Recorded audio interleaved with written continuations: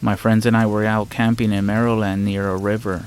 We set up a whole weekend where we could go tubing, which meant that we were going to get in these giant inflatable tires and float down the river. We got there on Friday, go tubing on Saturday, and leave on Sunday. It was me, my girlfriend, her best friend, and her boyfriend. The four of us were supposed to have a great weekend together that instead turned into a nightmare that will keep me away from the outdoors for good. I'm pretty sure I had an encounter with the goatman. We arrived on Friday. We set up our tents at the designated campground and made dinner.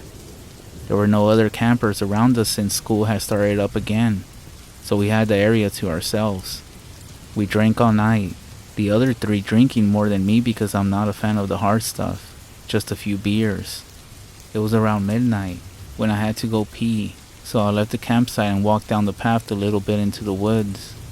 When I found a good spot, I unzipped my pants and began to relieve myself. When I looked ahead, and faintly, in the moonlight, I saw something moving in between the trees. The moon was about half full, so there wasn't much light to make out the features. The leaves and sticks crunched underneath it. Just as I was finishing up, this thing started to make this weird noise. It sounded like a muffled goat sound, but not quite right. Like a person was imitating a goat. It kept walking around like it was looking for something, but whatever it was scaring me. So I ran back to the campsite and acted like it didn't happen. My friends were so drunk I don't know how they would have reacted. The next morning, I woke up before everyone else, so I made breakfast. At around noon, we drove up the river about 3 miles using the camp's van service that would drop us off, and we would tube down the river back to our campsite. I had pretty much forgotten about the weird encounter from the previous night until I had a weird feeling of somebody watching us as we were floating down the river. It was nothing but woods on both sides of the river, so I couldn't really confirm my feelings. But it ruined the whole experience while going down the river. It creeped the hell out of me. My friend started to feel it too when I told them. The other boyfriend claims he saw someone on the river bank, but no one else saw it. Once we got back to camp, I told him what I saw Friday night, and it really creeped him out. That's when the boyfriend said the thing he saw kind of looked like a weird-shaped man from a distance. We were all scared and decided that we would leave first thing in the morning. After a while, we began drinking again, and pretty much forgot about our fears and for a moment, had fun again. It wasn't until later that night that my fear returned. We were all pretty drunk at this point, and then we started to hear those noises again. It started off in the distance at first, then got closer and closer to our campsite. We started to hear noises all around us, like twigs breaking, scratching on trees, and more of those goat noises mixed with a man growling. None of us had a weapon, so we were all pretty scared, and we all huddled close to each other. The scariest part was that the bugs stopped making noises. Eventually, we all drank some more and fell asleep around the campfire. I woke up in the middle of the night, most likely because I sensed something was wrong. I'm not sure how to explain it, but it was like sleep paralysis, or something where I couldn't move and couldn't speak. I opened my eyes, and I saw this terrifying thing in between all of us. It had the body of a skinny man with a distorted face and long, unnatural arms. I saw that it was pacing back and forth between us. It would stop and look at my girlfriend, and then it would arch its back and act like it was chuckling.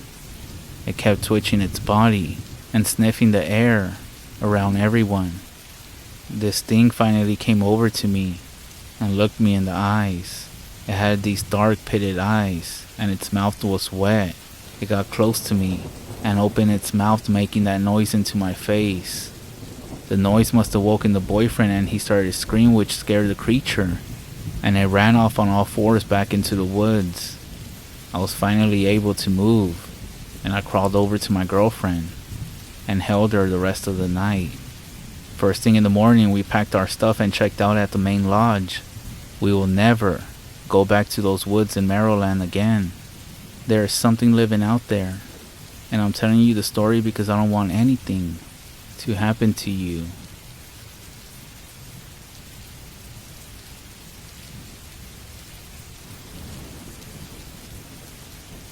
Hey everyone, I could really use some help here as I'm starting to get really worried. Last night, I was followed by a very creepy lady when I was out hiking in my local trails at state land. I have hiked and hunted these trails my whole life, and not once have I encountered anything like this. Don't get me wrong, I had my fair share of scary things happen to me when I gone solo camping, but this has scared me right to the bone, and now I think I'm being followed. Let me explain what's been going on, and hopefully one of you may be able to help me out here. Last night, Christmas Eve, I had nothing to do as I have no kids, no wife, and my parents live 3 hours away. So to kill some time and not be bored, I had the idea of going on a solo hike through our local trails. Like I said, I have hiked these trails many times. This time, however, I'll never forget. I got out to the trailhead about 5 p.m. I had my headlamp on, and I knew these trails like the back of my hand, so I wasn't too concerned with the sunlight quickly fading. I don't know if any of you are from Michigan, but we're having a surprisingly sunny and warm December. However, it still gets dark here around 5:30. The weather was beautiful and perfect for a nighttime walk. We don't have too many nice winter days like this, so I wanted to take full advantage and enjoy warm night air. So I got out of my truck and started up the trailhead. This specific trail I was on started out in dense pine trees, and after a mile or so, it opened up to these awesome valleys with huge fields. Most of the time, if I was quiet enough and looked around, I could see some deer grazing and other wildlife. This time though, there was nothing. I was quite surprised there wasn't a single animal, considering how beautiful of a night it was. Now that I think about it, I didn't see or hear even a squirrel in the pines, which is very uncommon. There are many in these parts, and no matter the time, I can always hear them running and playing in the trees. This time, it was dead quiet. I kept on walking though, and just enjoyed the peace and quiet. Once I exited the pines and entered the first field, I started to get this nagging feeling in the pit of my stomach, like something was watching me. I chalked it up to me being paranoid because of the lack of wildlife, and continued on. I wish I would have turned back right then and there, but if I did, I wouldn't be here telling you the story, would I? Anyways, I continued on and the feeling just intensified as I progressed. At this point, I was a good 1.5 miles in, and it dawned on me, if there was something out here with me, I was screwed. Not a single person knew that I was out here. I never had cell phone reception in this area. If some kind of animal was stalking me, I would just be done for. I was kicking myself in the ass for not bringing my handgun with me, honestly. We don't have a whole lot of dangerous game here in central Michigan, so I didn't think twice about it when leaving. I was nearing the end of the first field, and before I stepped into the next little section of pines, I decided to take a quick look around, just to satisfy that nagging feeling in the back of my mind. At first, I didn't see anything, but just as I was about to turn back around, something caught my attention. There was slight movement, back about 100 yards behind me. What the heck? I whispered as I squinted to get a better look. I wasn't sure, but it looked like a figure, half hidden behind a bush. I stared closely, and when I saw it shift slightly, my heart leaped into my throat. The figure was definitely humanoid, and it appeared to be staring right at me. "Hey," I foolishly called out, hoping whoever it was would simply identify itself. As soon as I said that, the figure quickly ducked behind the bush, disappearing from my view. My heart was racing pretty good at this point, a million worst-case scenarios running through my mind. I couldn't help but think it was a serial killer, ready to pounce and stab me to death, stashing my body in these woods. I turned around and started walking a little faster, trying to distance myself from whoever was out here with me. To my horror, I heard twigs and sticks snapping a little ways behind me as the person started to follow me. "I have a gun," I shouted, trying to scare them into leaving me alone. I looked back over my shoulder to see where they were at, and when I did, my heart started hammering in my chest. I swear I thought I was gonna pass out. The person was now maybe 20 feet behind me, and I could tell it was a woman, except that her jaw was hung open, as if in complete shock, her eyes open extremely wide, staring directly at me. When I first turned around, she was still walking, and the way she moved scared me so bad it sent me into a dead sprint upon looking at her. I know it sounds kind of funny, but believe me, it wasn't. She was tiptoeing as quiet as she could, in the same way a cartoon character would try to be sneaky. Her legs taking these huge, lanky steps. Everything about the way she looked and moved just sent these shivers down my spine. "Leave me alone," I shouted as I ran away as fast as I could. That's when I started to hear her laughing as she chased me. She was no longer trying to be quiet, as I could hear her crashing through the woods, catching up to me rather quickly. I decided to turn and run off the trail once I rounded a bend, where I knew she couldn't see me for a moment. As soon as I stepped off, I quickly hid behind a tree and turned off my headlamp. After a couple of seconds, I heard the sound of her heavy, odd footsteps as she got closer and closer. I held my breath and slammed my eyes shut, sending a quick prayer to the Lord above to just let her pass. Her horrible laughing sounds echoed through the woods as she thankfully ran past me. As soon as her footsteps sounded a little further down, I jumped out from behind the tree and took off running back the way I came. I hadn't even gotten 20 feet when I heard a blood-curdling scream coming from behind me in the woods. I ran faster than I ever had in my life, running on pure adrenaline and the will to live. I just knew if she caught me I wouldn't make it, and it would be a horrible, painful way to die. The sound of her footsteps once again got louder and louder as she got closer. How the hell was she running so fast? I felt a huge wave of relief as I saw the entrance to the trail, maybe 100 feet ahead. Somehow, I ran even faster as I knew my truck would be right there. I digged into my pockets and fished my keys out. She let out another hideous scream as she got even closer, maybe 50 feet behind me now. I got into my truck and jumped in, putting my keys in the ignition and starting it in record time. I backed out and peeled out of there as fast as I could without losing control. After one final scream of frustration, I looked in my rearview mirror to watch the woods disappear. The whole drive home I kept checking behind me, afraid I would see her chasing after me, even though I knew it would be impossible at 60 miles per hour. 5 minutes later, I pulled into my driveway and jumped out of the truck once parked, running full blast inside. I slammed the door behind me and locked it. I ran all around my house, locking every window and door, not feeling safer until I knew I was locked up and safe. I walked upstairs to my bedroom and laid in bed. After a little while, I must have passed out from being exhausted. I awoke to the pitch black room and quiet house. My heart started racing as I remembered the lady from the forest, and I jumped up to look out my window. "No," I whispered as I looked in my backyard. The lady from the woods was standing in my backyard, slack-jawed and staring right up at me. My heart once again pounded so hard I thought I would faint. As soon as she noticed me, she smiled this huge, impossible, wide ear-to-ear grin. She then shrieked that awful scream again and ran back into the woods. Needless to say, I didn't sleep after that. And that's why I'm here. If anyone has an idea what the hell this lady is, as I know there's no way she's human, can someone please let me know? Maybe give me some advice on what to do here. Thanks in advance.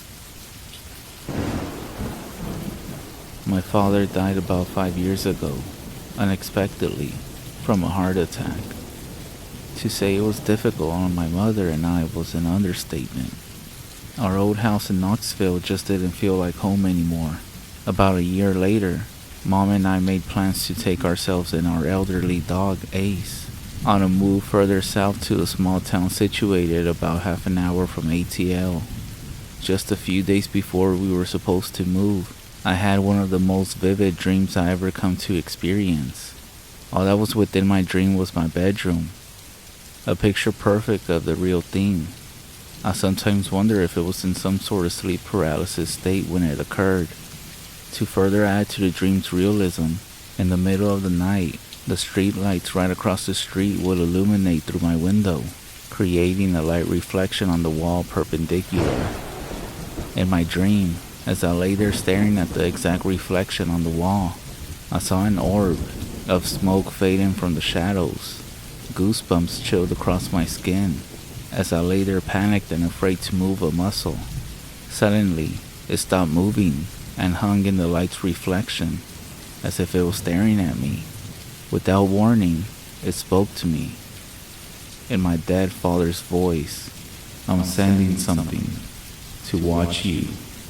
Despite hearing my father's voice come from the orb, I became terrified. I'm not sure why, and yet I managed to let out a small reply towards it. What? I whispered. The orb stayed silent for a few moments, leaving an eerie dead silence in the voice's place. Just as quickly, it spoke to me one final time. Down, Black. I woke up almost instantly, gasping for breath. The nightmare had chilled me to my core. I'm not sure exactly what to make of it, especially those two final words. I chalked it up to maybe Dad wishing us well on our move, but at the time, I couldn't shake the feeling it was some kind of warning. Within the next couple of weeks, my mother and I moved out of Knoxville and headed south to Georgia. She had managed to find a little house for us, with only one or two neighbors down a gravel road in the middle of the woods. It was a nice fit for us. The best reliever of all the stress that came with the move was our new neighbor's cat. She was a petite, older black cat that gravitated towards me almost instantly, and I treated her as if she was my own pet. I left out a can of food once or twice a week for her, and even if I didn't call out for her, when she saw me outside, she would always run up to me. She actually helped me ease my tensions about leaving Knoxville behind, especially without Dad there with us. Less than a month into our new home, I woke up suddenly to a faint coughing noise that sounded like it was coming from downstairs. One thing to know about our dog Ace, he has a condition in his trachea. He needs medicine to help calm the condition down, so I'm used to waking up in the middle of the night to give him his medicine. I proceeded downstairs from my bedroom to give him his cough medicine, but I couldn't find him anywhere throughout the house. He wasn't in his bed sleeping. He wasn't in the kitchen. He was nowhere to be found. I didn't check my mom's bedroom because I didn't want to wake her up. Besides, I wouldn't have heard the coughing if he was in there anyways, so I just let it be. That's when I heard the cough again, but it was coming from further away, as if it was from outside. I looked over at the side patio door leading out into the woods, and realized I had forgot to close it. There it stood, slightly open. Shit, I thought to myself. He got out. I immediately ran outside with a flashlight and started calling out for my dog. Ace! Ace! I shouted into the trees. I heard another cough, and shined my light in its direction. This time it had echoed from down the gravel road. I thought my dog was lost, and I chalked it up to new house jitters. So I said, Ace, come on boy, home's this way buddy. That's when I heard it. The cough that I had been following, almost right beside me. But this time, it didn't stay like the dry cough I had been hearing. Instead, the cough had slowly descended into a low growl.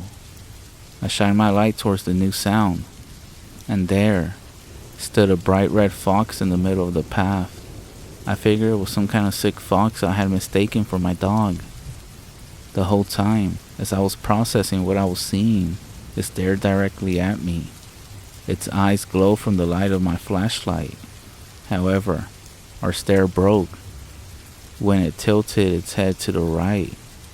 I looked down, and there she was, our neighbor's little black cat standing beside me. However, it was as if she had completely changed who she was. She was no longer the happy, affectionate cat that I had come to know. Instead, she had her back arched upright, every fiber of hair standing at attention, and she let out the lowest growl I had ever heard. In that moment, I figured she was just scared of the fox, so I knelt down beside her in a bid to move her away and avoid the fox hurting her. But no matter how many times I tried to move her out of fight mode, she wouldn't budge. Her stare remained unfazed. That's when I looked towards the direction of the fox once more. But there wasn't a fox standing there anymore. Instead, in the exact same spot of that gravel road, was a walking, rotting corpse of a roadkill coyote, slowly moving towards me. I took a step back, absolutely horrified of what I was seeing. Its jaw was hanging loose from its face, one of its eyes was stained with blood, and it wobbled back and forth as if it was desperately fighting pain. I rubbed my eyes out of disbelief, hoping I was imagining it, hoping I was dreaming it, but it was still there when my eyes reopened. Despite the sight before us, our neighbor's black cat, no matter how tiny she was, stood there and kept growling at the creature. Suddenly, it stopped. The creature had ceased its walk towards us. For a moment, it just stood there, glancing back and forth between myself and this little black cat that was trying to defend me. That's when I heard this creature say two words in a low voice: "Down, Black." In a flash, the creature ran straight into the woods. I shined my flashlight in its direction, but it had completely vanished. Even the brush it had ran through looked untouched. That's when the cat, still standing beside me, calmed herself down, almost as if nothing had happened. She rubbed herself up against my leg, returning to her normal, loving mood. Despite technically not being mine, I proceeded to scoop her up and run back into the house. Before heading upstairs with the little black cat snuggled up in my arms, I decided to poke my head into my mother's room. Laying on the floor, sound asleep, was Ace. He had been there the entire time. I quietly closed her door before going upstairs. I made sure that the little cat slept with me in my bed that night. From the research I'd done, I think I was almost a victim of some kind of Skinwalker. It must have picked up the sounds my dog sometimes makes late at night, knowing that I would likely come to his aid. And for whatever reason, our neighbor's black cat had scared it so badly, it scrambled away. I haven't seen it since that night. Maybe because that cat still likes to wander down the gravel road late at night. Or maybe that thing just decided I wasn't worth the trouble. Either way, whether I have my father or pure luck to thank, I leave a can of food out every single night for that little black cat. And you know the most ironic part of everything? That cat's name is Halloween.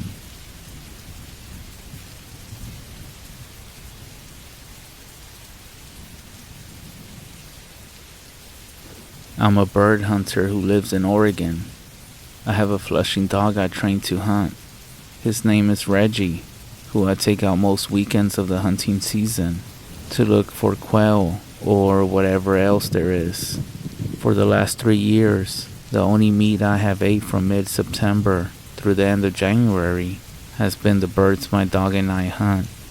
Also the elk or deer that I usually bag during the season. It's actually something I've become pretty passionate about.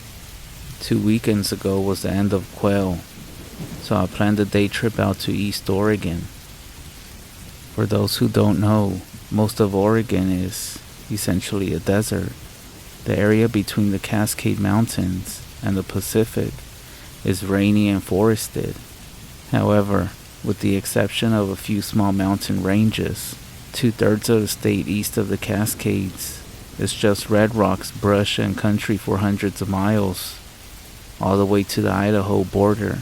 Even though it's quite cold this time of the year, it's still amazingly beautiful, with literally millions of acres of public land.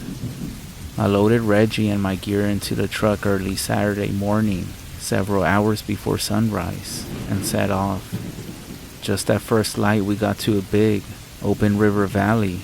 I have spent lots of time exploring, but this certain area was new to me. It was about 30 degrees. Looked like a light dusting of snow the night before, but otherwise pretty dry, and would be a fairly clear day. I love these moments, maybe more than anything in life. Being the only human in a massive wild landscape without a single trail or building for miles, the isolation, the giddiness of the upcoming adventure, the feeling of exploring an area that looked the same 500 years ago, the feeling of going out to get my own food, the contrast between hot coffee in my thermos and the cold winter wind on my exposed hands. All of it, just my favorite place to be. I got the dog ready and put on my boots and pack, loaded a shotgun, and we set off along the top of the valley ridge, 600 to 700 yards above the river, looking over the cold landscape. For those who never seen it, watching a hunting dog work is a truly fascinating spectacle to behold. It's honestly why I enjoy upland bird hunting so much. To me, watching a really good hunting dog actively hunt for wild game birds is honestly not that much different from watching a trained dolphin or sea lion at SeaWorld or something like that. A work dog doing its job can be so focused and intelligent. It's shocking sometimes. I trained Reggie well, but so much of it is just primal. It's Reggie's 6th hunting season, so we spent hundreds of days off trail, exploring the backcountry, and we had really learned to read each other well. Coastal rainforest, high desert, alpine mountains, hardwood forest, farmland, swamps, marshes. We have adventured through it all together. If there's a game bird near, Reggie sells it. I can tell by the way that he moves his tail, the frequency of sniffing, and the lateral angles of his turns. I can tell if he smells another person from how he looks back at me. I can tell if he smells a coyote, wolf, bear, or mountain lion from how he drops his spine. I can tell if he smells an elk, deer, or moose from how he tilts his head to catch the wind. He's my best friend, and we're actually a real, solid team. About an hour after we started hiking along the valley ridge, we came to a gully that cut downhill through the ridge towards the river, which we would have to cross. I picked the way down the steep rise to the other dry, boulder-filled creek bed at the bottom of the gully, where a deer trail led back up to the other side. Halfway down the slope, Reggie started acting real strange. He stopped about 30 feet in front of me, cocked his head to the side, and fixed his gaze down to our left, towards the spot in the dry creek bed as it dropped down the valley.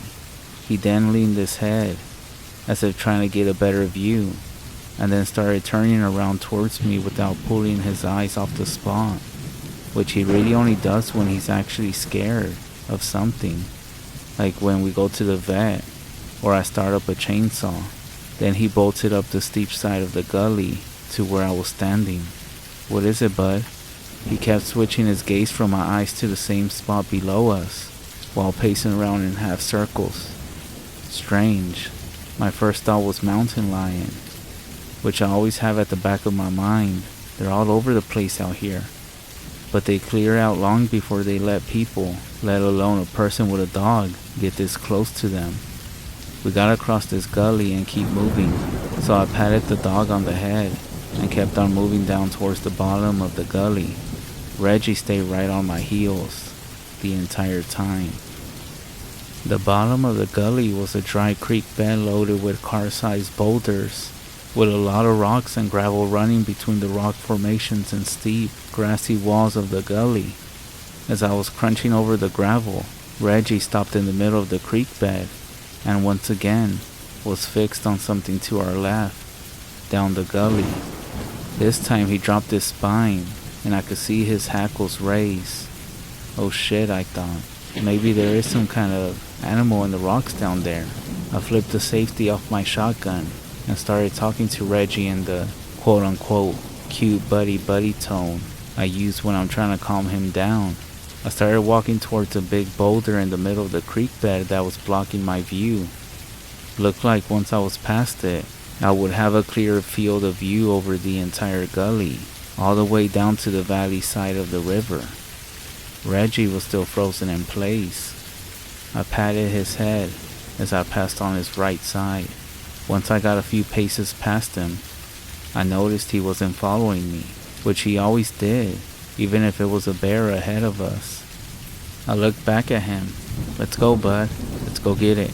He started pacing around in half circles again, with his ears back and his tail down. What the fuck, I thought. Definitely never seen him do this before. Unless again, we're like at the vet. I seen him chase 400-pound black bears off my property and squabble with countless coyotes. He's not scared of much. This got me pretty anxious. I shouldered my shotgun and decided that before we keep moving, at this point, checking behind the boulder where something had the dog all tweaked out was a safe thing to do. So I moved quickly. In my experience dealing with black bears and mountain lions, 99.9% of the times you bump into one, they're terrified and run away as fast as they possibly can, especially when surprised by something with confident movement that's making lots of noises. But definitely don't do this with a grizzly bear. I heard Reggie start following me as I started to move around the boulder.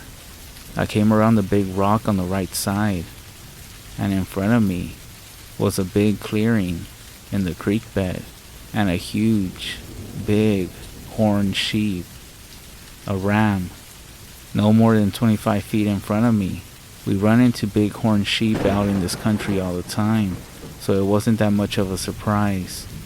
What was surprising was how this thing was sitting.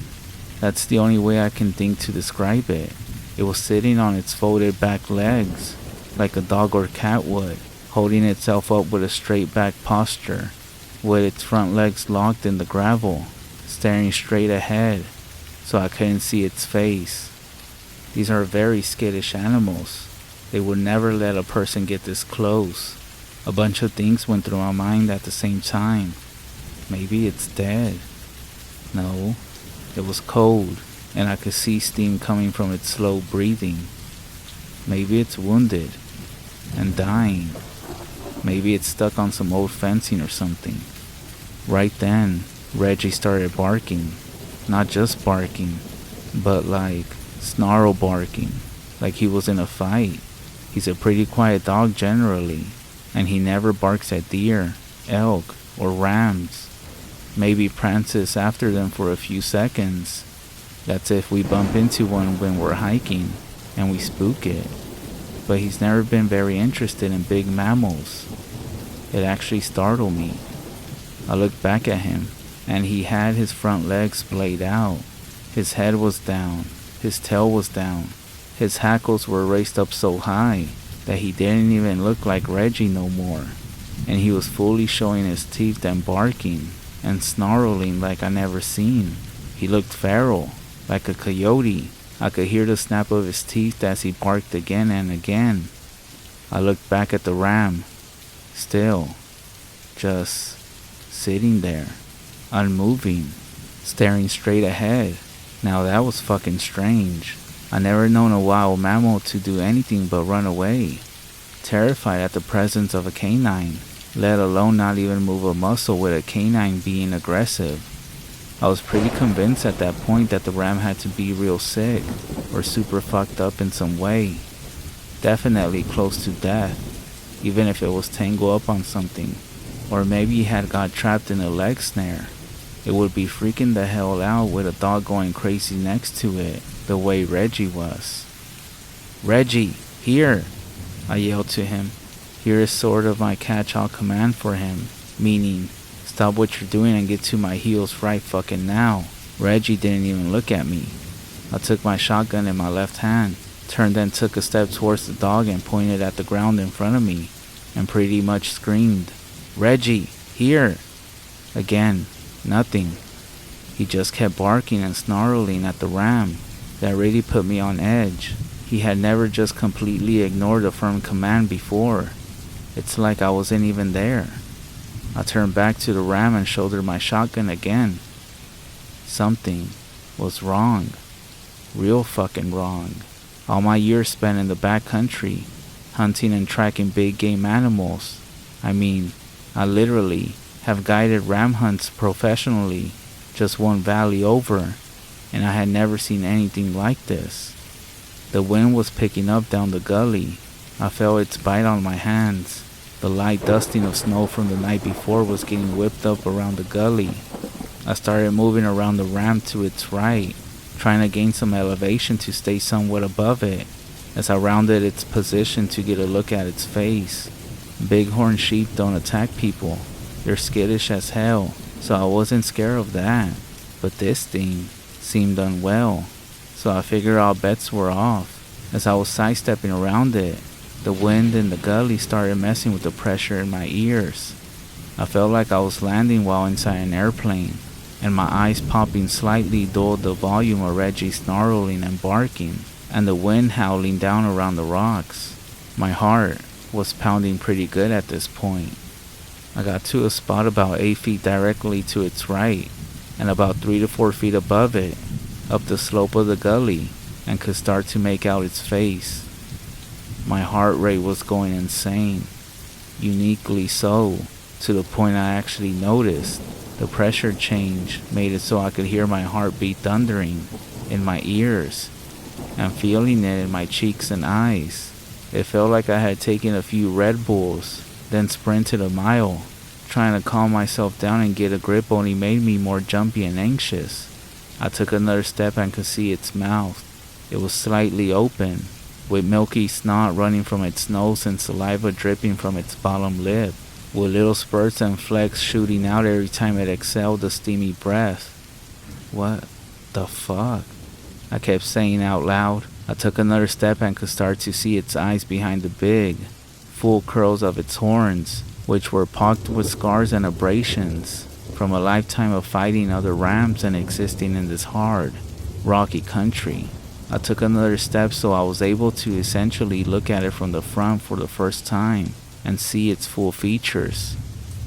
It had tears pouring out of its eyes, and it sounded almost like it was moaning. Alright, I thought, this thing is incredibly fucked up. Is it a virus or something? Is its lower spine broken? I wanted to put it out of its misery, but shooting a bighorn sheep without a license is a felony, with a $15,000 fine. So I started thinking about hiking back and calling the fish and game officers. I lowered my shotgun and was about to turn to go back towards the dog, when it snapped its head up to the right and looked right at me. Until my last day alive, I will never forget that moment. All the wind was knocked out of me, or sucked out of me. It felt like I was free falling with my stomach in my throat. I couldn't move. I pissed myself, just straight up urinated in my pants, for the first time since I was a baby. Tears started rolling out of my eyes down my cheeks. My hands and feet went numb. I didn't notice the dog move, but Reggie was suddenly right at my feet, with a strap from my backpack in its mouth, pulling on it as hard as he could, as though we were playing tug-of-war, yanking me back the way I had come. But I couldn't move. I couldn't raise my shotgun. Couldn't look away from the ram. I was stuck. Then, the ram started weeping. That's the only way I can describe it. Fucking weeping. It didn't move its body, only its head, but it was whimpering and weeping like a fucking person. Its facial features became very human. Its eyes bulged. Its bottom lip was quivering. It was whimpering out noises like it was trying to speak between sobs while sucking in air like a crying child would. Then, unmistakably, it started speaking, or more like it started pleading. Don't go. Don't go. Don't go. It was increasing gradually from a whimpering pleading to a desperate screaming. I couldn't move. I couldn't breathe. I felt like I was gonna throw up, or had already thrown up. After what felt like about 15 seconds, my dog finally yanked on my pack hard enough to get me to stumble, and I lost my footing.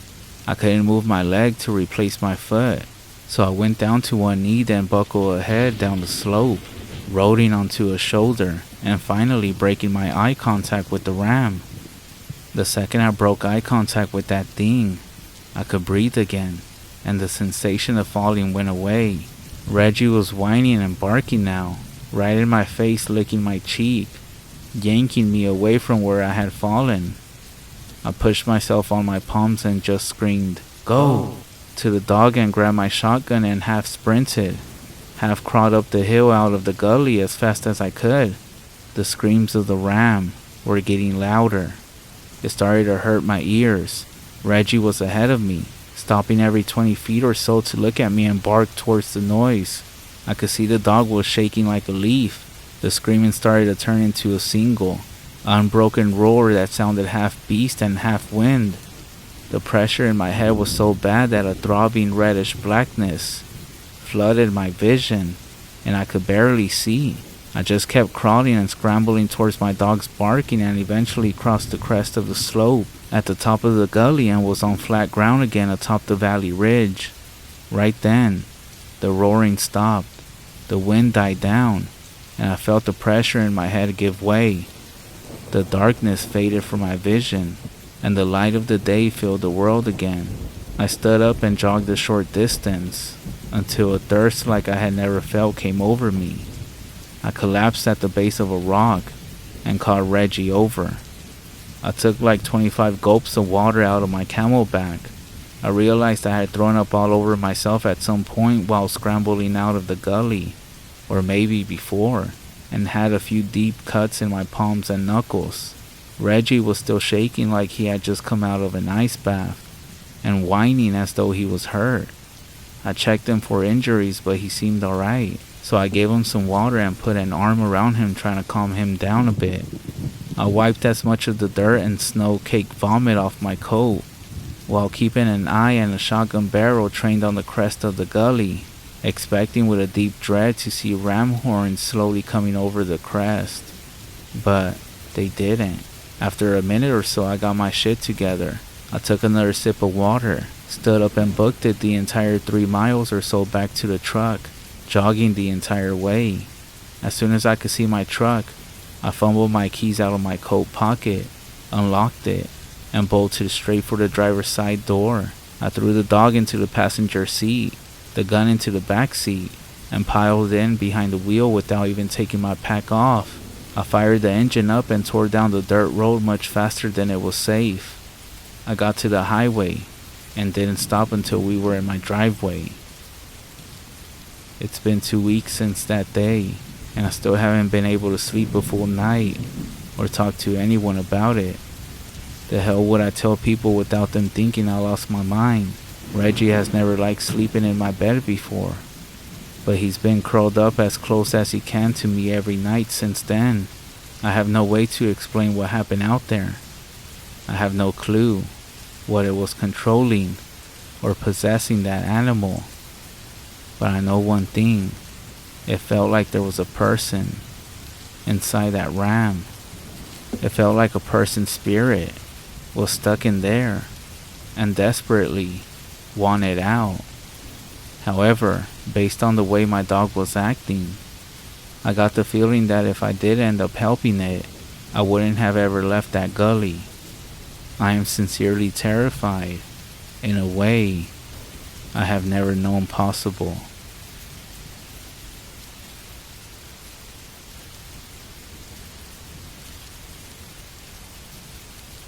I haven't told this story in a long time. It happened to me in October, about 6 years ago. I told 4 or 5 people since then, and nobody believed me. I had a lot of time to think about it since then, and I think I'm finally ready to post my story somewhere. It's about a weekend I spent in the national forest. I had been planning the trip for weeks. I made sure I had the weekend off work. I didn't make any plans. I started buying supplies a week before I went. I was gonna go camping in the forest near my town. I had been camping before when I was a little kid with my parents, but never as an adult, and never by myself, and never in this forest. So I was pretty excited. Now I'm not stupid. I took all the necessary precautions. I told a few of my friends where I was going, when I was going, and when I would be back. I told them if I go missing to call the cops and all of that. I brought an extra phone battery and enough food and water to last me a fucking week. I even brought along my firearm that my dad gave me when I turned 18. I never shot the damn thing, but I figured it would at least scare off whatever the hell wanted to mess with me. I'm telling you all this so you know that I'm not just some dumb kid who decided that he wanted to take a trip to the forest one day and shit himself because of what he saw. I knew what I was getting into. I was ready, just not for, well, this. So enough backstory, I'll get on with it. I left around 6 in the morning. It's an hour drive from my place, so I was expecting to get there around 7. I ended up getting there at 7:30, but I didn't mind. It was a lovely day, not a cloud in the sky, great weather, so I was pretty satisfied with the time that I got there. I parked my car ways away from the forest, in a little clearing off the side of the road where I knew I would find it. I gathered all my things, had a little snack, and headed off towards the forest. The next few hours are kind of boring, so I'll skip over them. All you need to know is that I made my way into the forest and set up camp. I cooked myself lunch on the crummy campfire I made around noon. I saw a pair of birds dancing at each other. I even took a few pictures of some deer I saw with my phone. I couldn't get a good shot, but at least it's proof that I was there. However, something seemed off. You see, the forest is normally kinda loud. Not like city loud, but there's this constant background noise that is always going on. Rustling in the bushes, leaves, birds chirping, and animals prancing around. When I first got into the forest, that was all well and good, but the later it got, the sounds just started to go away. It took the better part of the day for me to notice. Birds stopped chirping, the bushes stopped rustling. I stopped seeing animals too. That's actually what made me notice. At around 4 in the afternoon, I realized that I hadn't seen a bird in a while. That actually kinda creeped me out a little bit, but I brushed it off and kept enjoying the stay. I was feeling kinda lonely, with everything being so quiet, so I called up a friend and talked with him till sundown. After that, I realized it was getting late, so I hung up. I ate again and put out the fire. After a final assessment of my surroundings and looking at the night sky, I crawled into my tent to sleep. I kept my gun loaded right next to where I slept, just in case, you know. Sleeping on the cold ground in the middle of a forest isn't that easy if you aren't used to it. And considering I hadn't done it since I was a child, I was having a little trouble. It was around 2 hours after I had laid down that I started hearing something in nature again. Now, if I had heard bushes rustling a few hours earlier, this would have been cause for celebration. But even Bear Grylls himself would have gotten creeped out if this was the only thing that he had heard all night. So I did what any rational human would have done, and clung to the gun like it was the only thing keeping me from falling off a cliff. There was silence for a few minutes. The only thing I could hear was my own shaky breath. Then,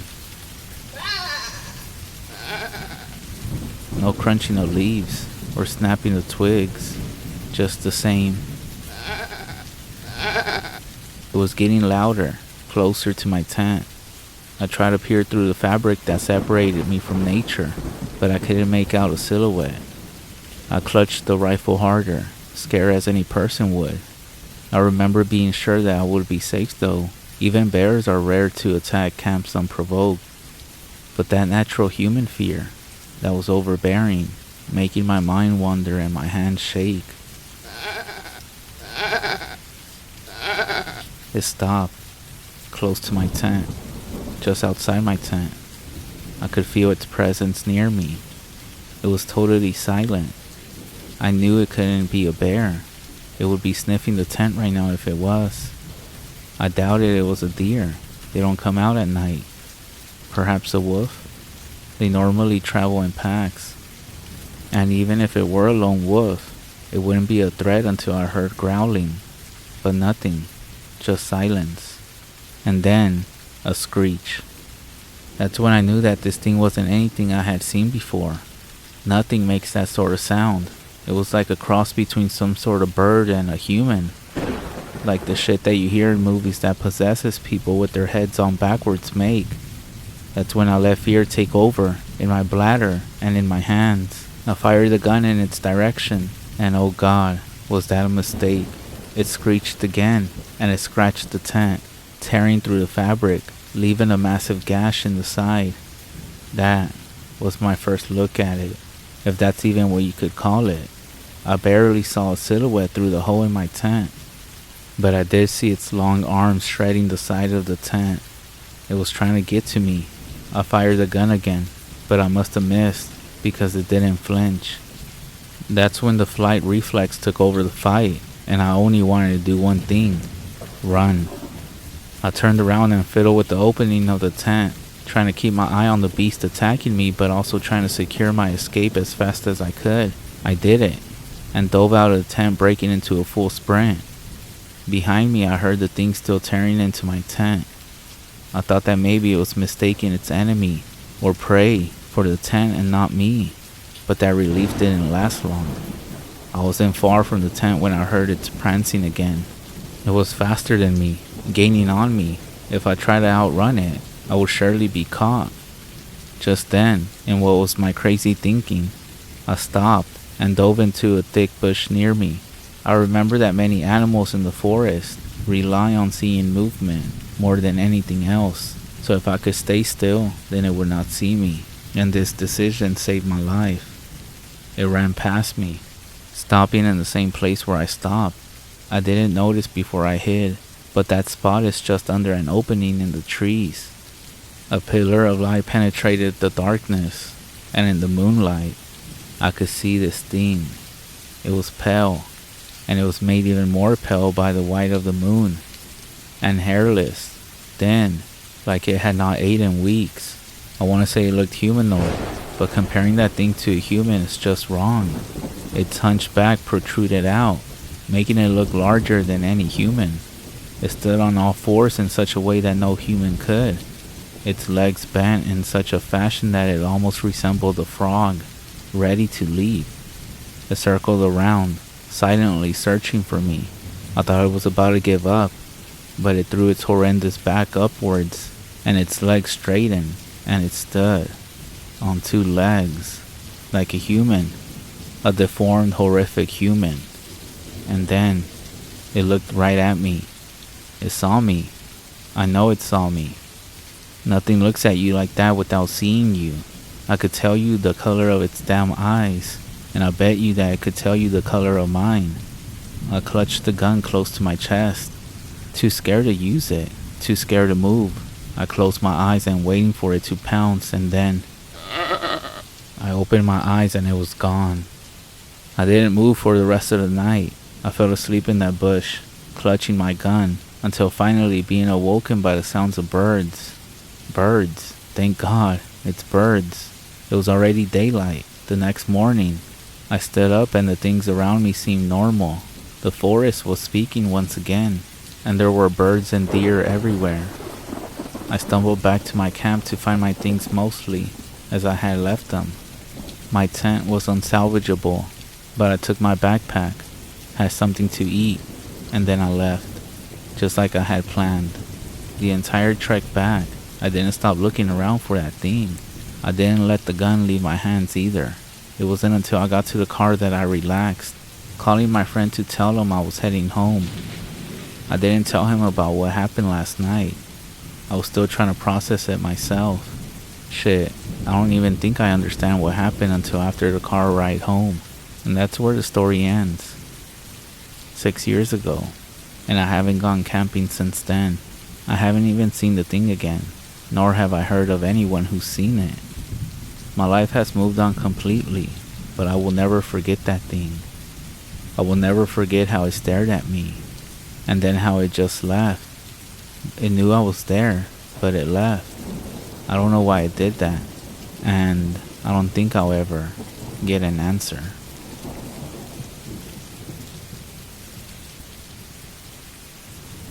In the traditional Navajo way, skinwalkers are seen as witches, but they weren't always seen that way. My late grandmother, who was a medicine woman that practiced the blessings way, told me of the origins of the skinwalker. Being a skinwalker wasn't always seen as a bad thing. In fact, they were seen as people with amazing gifts. They could change into the form of any animal, run a certain distance very quickly, mimic people's voices, and some were known to use magic. During the colonization, skinwalkers were used to relay messages between war camps and spy on the enemy without being detected.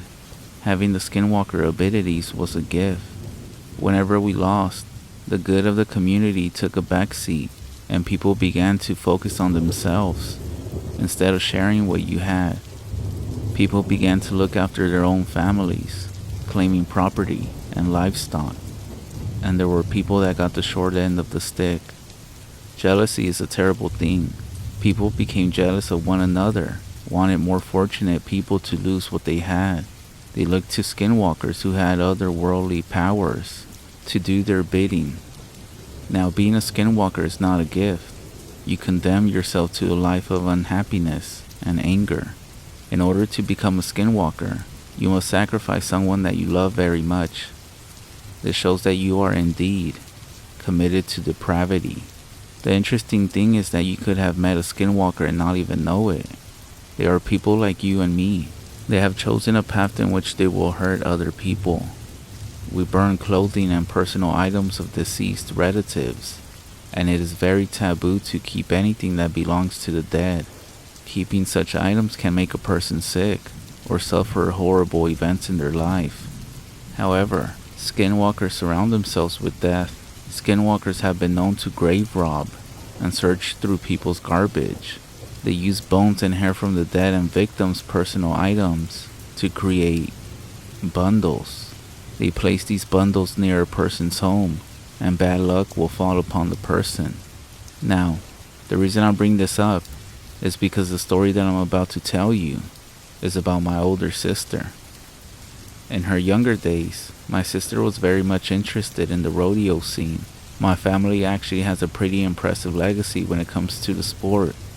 My sisters didn't compete, but had plenty of friends and family that would go and watch. My two sisters would travel around the Southwest following the rodeo circuit. The cowboy lifestyle isn't always glamorous. It can be filled with alcohol, drugs, and depression. Unfortunately, this took hold of my sister, and she got in trouble with the law. My sister was looking at jail time, and the family was very concerned about what might happen to her. My mother went to a local medicine man, and they talked about the next steps. They decided to have a ceremony for my oldest sister.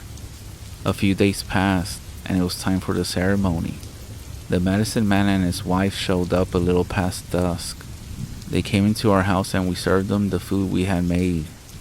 Everyone chatted for a little bit, and when we finished eating and cleaned up, it was time to start. Everyone sat down in the living room in a circle. The medicine man sat on the far west side of the room. My oldest sister sat to the left. In the middle of the circle was a large pile of sand that was smoothed out on top. My uncles got hot coals from the fire and placed them on the sand. The medicine man started praying in Navajo and sang blessing songs. This went on into the night. At the height of the ceremony, the medicine man turned to my oldest sister and told her that they would have to go outside and pray in the darkness, and he told her not to look around as he is singing. He told her to keep her eyes on him. The medicine man, my sister, and my uncle went outside. The medicine man turned around and began singing into the darkness. My sister was watching him sing, trying to keep her focus on only him. Then, she heard it. Off in the distance, she heard someone whistle. This made her feel sick to her stomach. Our elders tell us about our culture's taboos, starting at a young age. One of the biggest things that they stress is to never whistle at night. They tell us only the dead whistle at night. So when my sister heard whistling out in the darkness, fear gripped her heart. She was so scared that tears began to well up in her eyes. The whistling got louder and louder, as if whatever it was moving closer and closer. My uncle was outside during the prayer. He admits that he was scared too, but he wanted to be there for my sister. What my uncle saw was even more miraculous. He claims that as the medicine man sang, a bundle came from up above. The eagle feathers that the medicine man was holding opened up like a hand. The bundle gently floated down into the feathers, and the feathers closed around the bundle. The medicine man stopped singing, and the group went back into the house. My sister stumbled in, clearly shaken from the experience. The medicine man could see how my sister was. She then asked him what was whistling. He told her it was a skinwalker, and that he was trying to call the bundle back to it. We gathered around to see what was in the bundle. The medicine man opened up what looked to be a leather pouch. Inside of the pouch was a bone about 1 inch wide and 3 inches long. Upon closer inspection, the bone was hollow, and more items were shoved inside of the bone, held in place with twigs and dirt.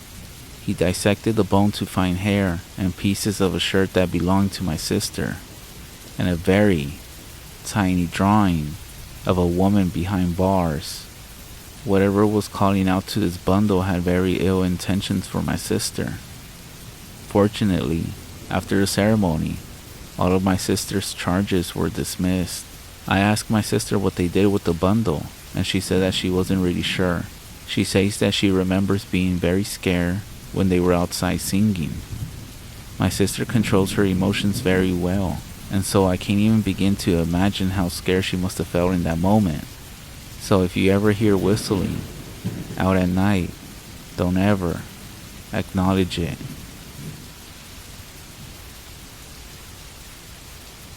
I was on an assignment for the Army, making my way up from San Antonio, Texas, to Tacoma, Washington. It was a long drive, and they gave me 6 days to report to my new unit. But I didn't mind. I love road trips.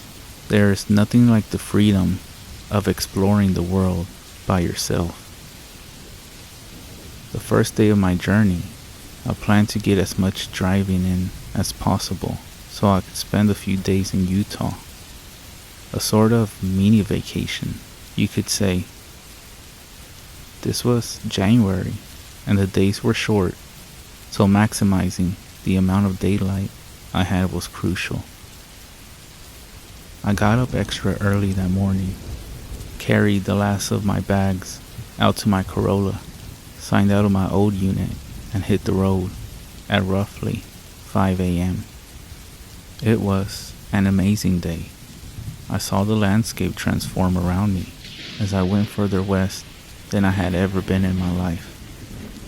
From the San Antonio metropolitan area to the savannas of the Edwards Plateau to the pancake flat farmland of the Great Plains region, America's headbasket. Finally, the farms opened up into prairie, and I saw the "Welcome to New Mexico, the land of enchantment" sign. Now I really was in the middle of nowhere. Continuing on US Route 380, I eventually found myself in Roswell. I could have gotten a few more hours of driving in and made it to Albuquerque, but I figured, since I was in no rush, I might as well see what Roswell had to offer. Who knows if I would get a chance to visit again. As a fan of the strange, dark, and mysterious, as Mr. Baldwin would say, I took a self-guided tour of the shops and attractions. The next day, I continued to Albuquerque, then westward on Interstate 40. By the time I reached Gallup and started northbound on US Route 491, I still had 2 hours of driving left. before crossing the border into Colorado, and another 45 minutes before I would get to Cortez, my planned stop for the night. However, my daylight was already running out, as sunset was at 6 p.m. I got Starbucks and refreshed myself for the final stretch. It was supposed to be easy, just a straight shot, but looking back on it now, I figured that had I decided to stop in Albuquerque instead of Roswell the night previous, I would have already been in Colorado by now, and possibly be making my way into Utah.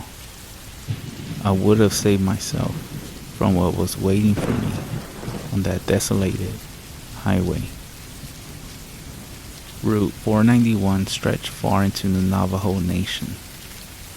On either side of me were endless expanses of prairie bookended by dark indigo mountains on the horizon.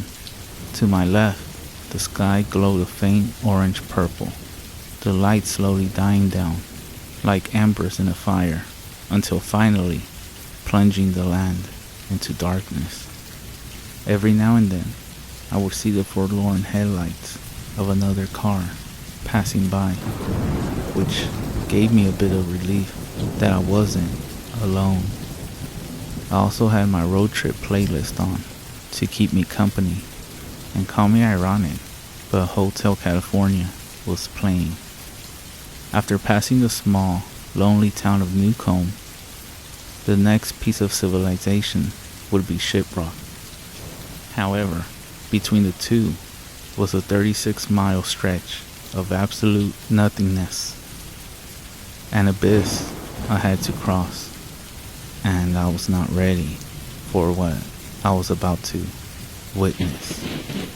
After several miles, and having not seen another car on the road, I saw something strange emerge from the horizon, barely lit by the moonlight.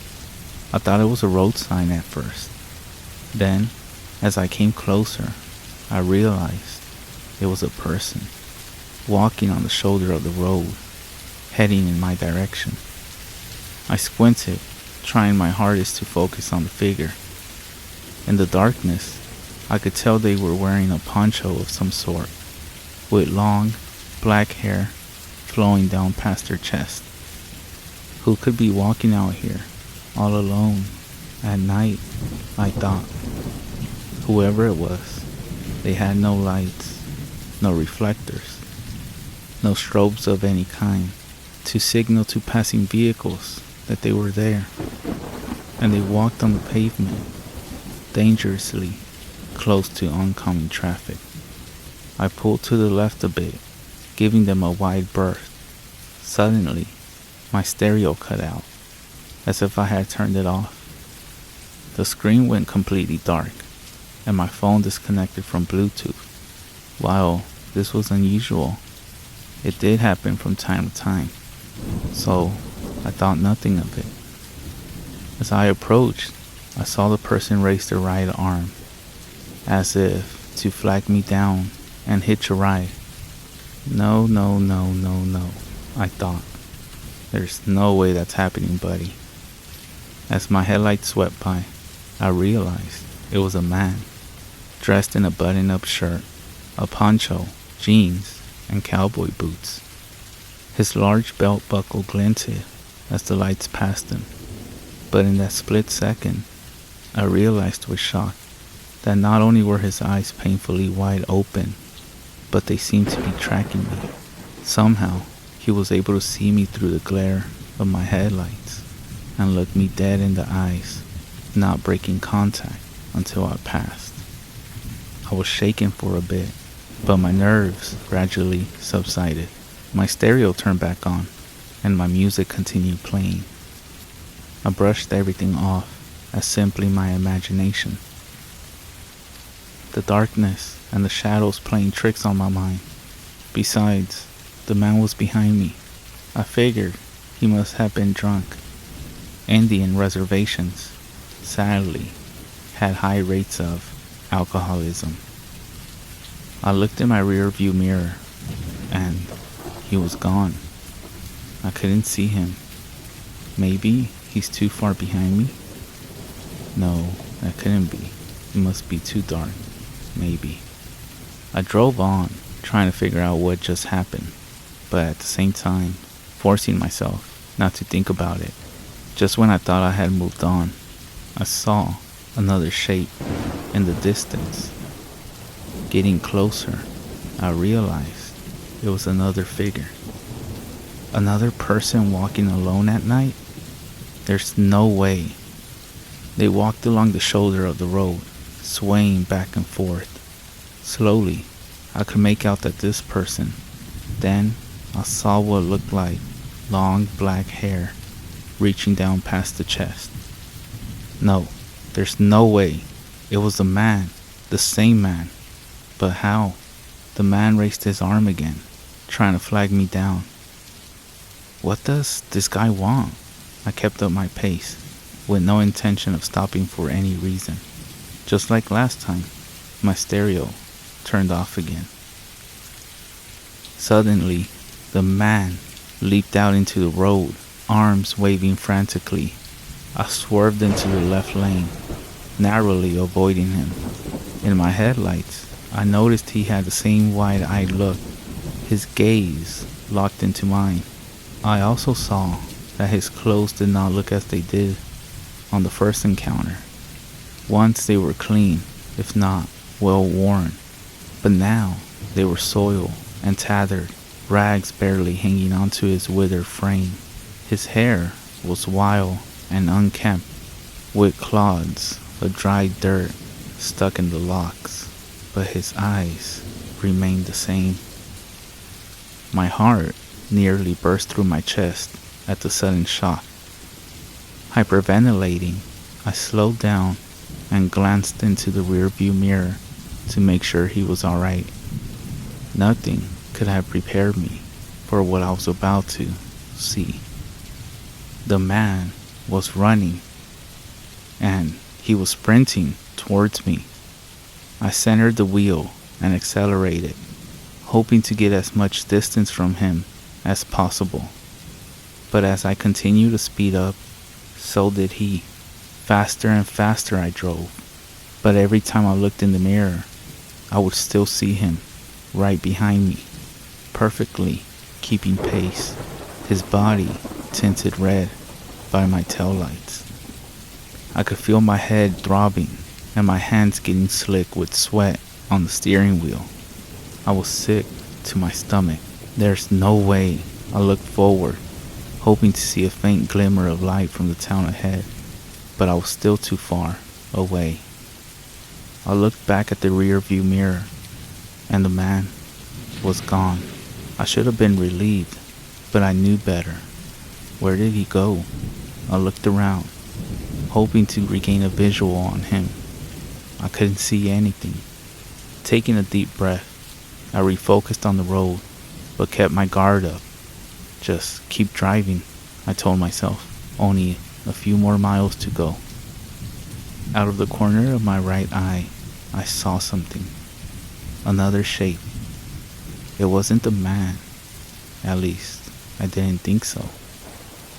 I glanced over, bracing myself for whatever was going to meet my sight.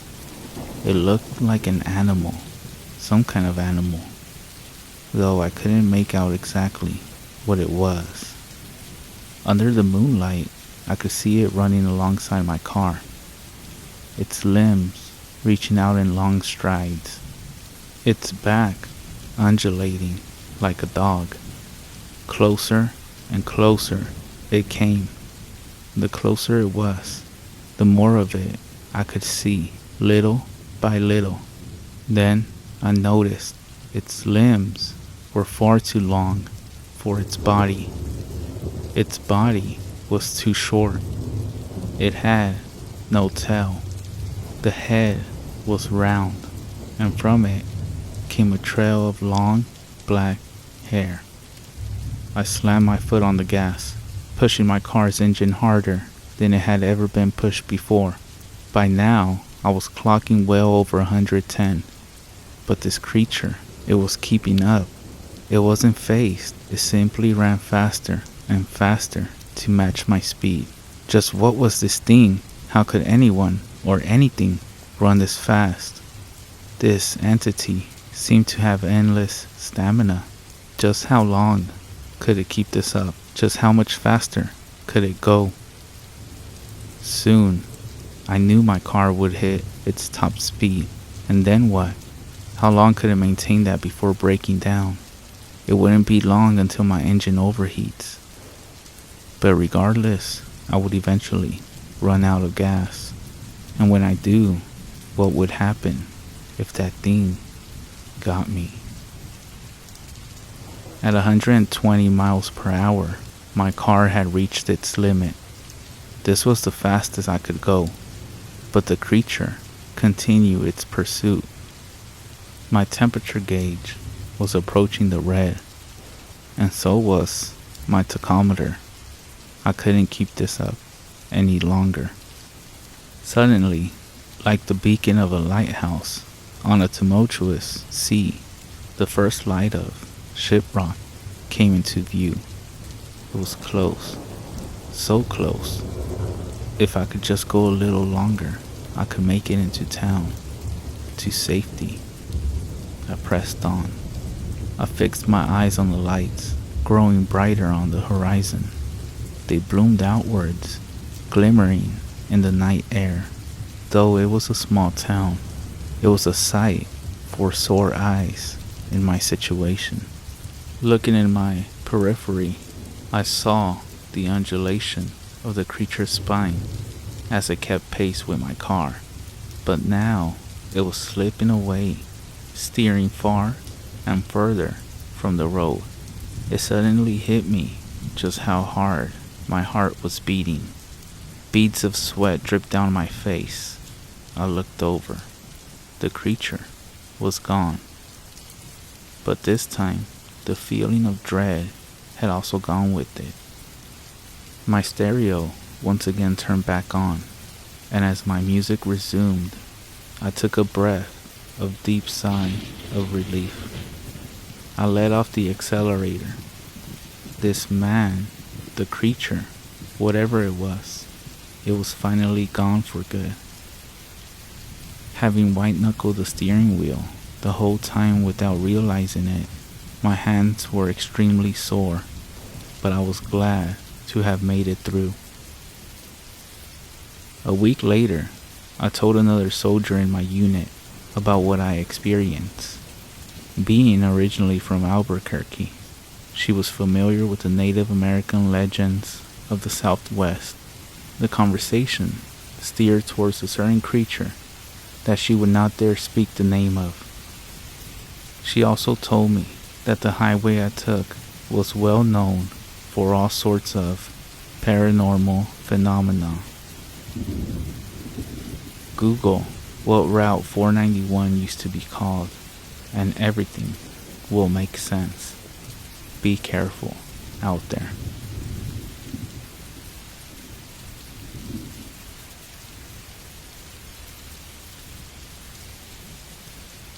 Hey everyone, I'm a huge fan of all scary things, and even the unexplained.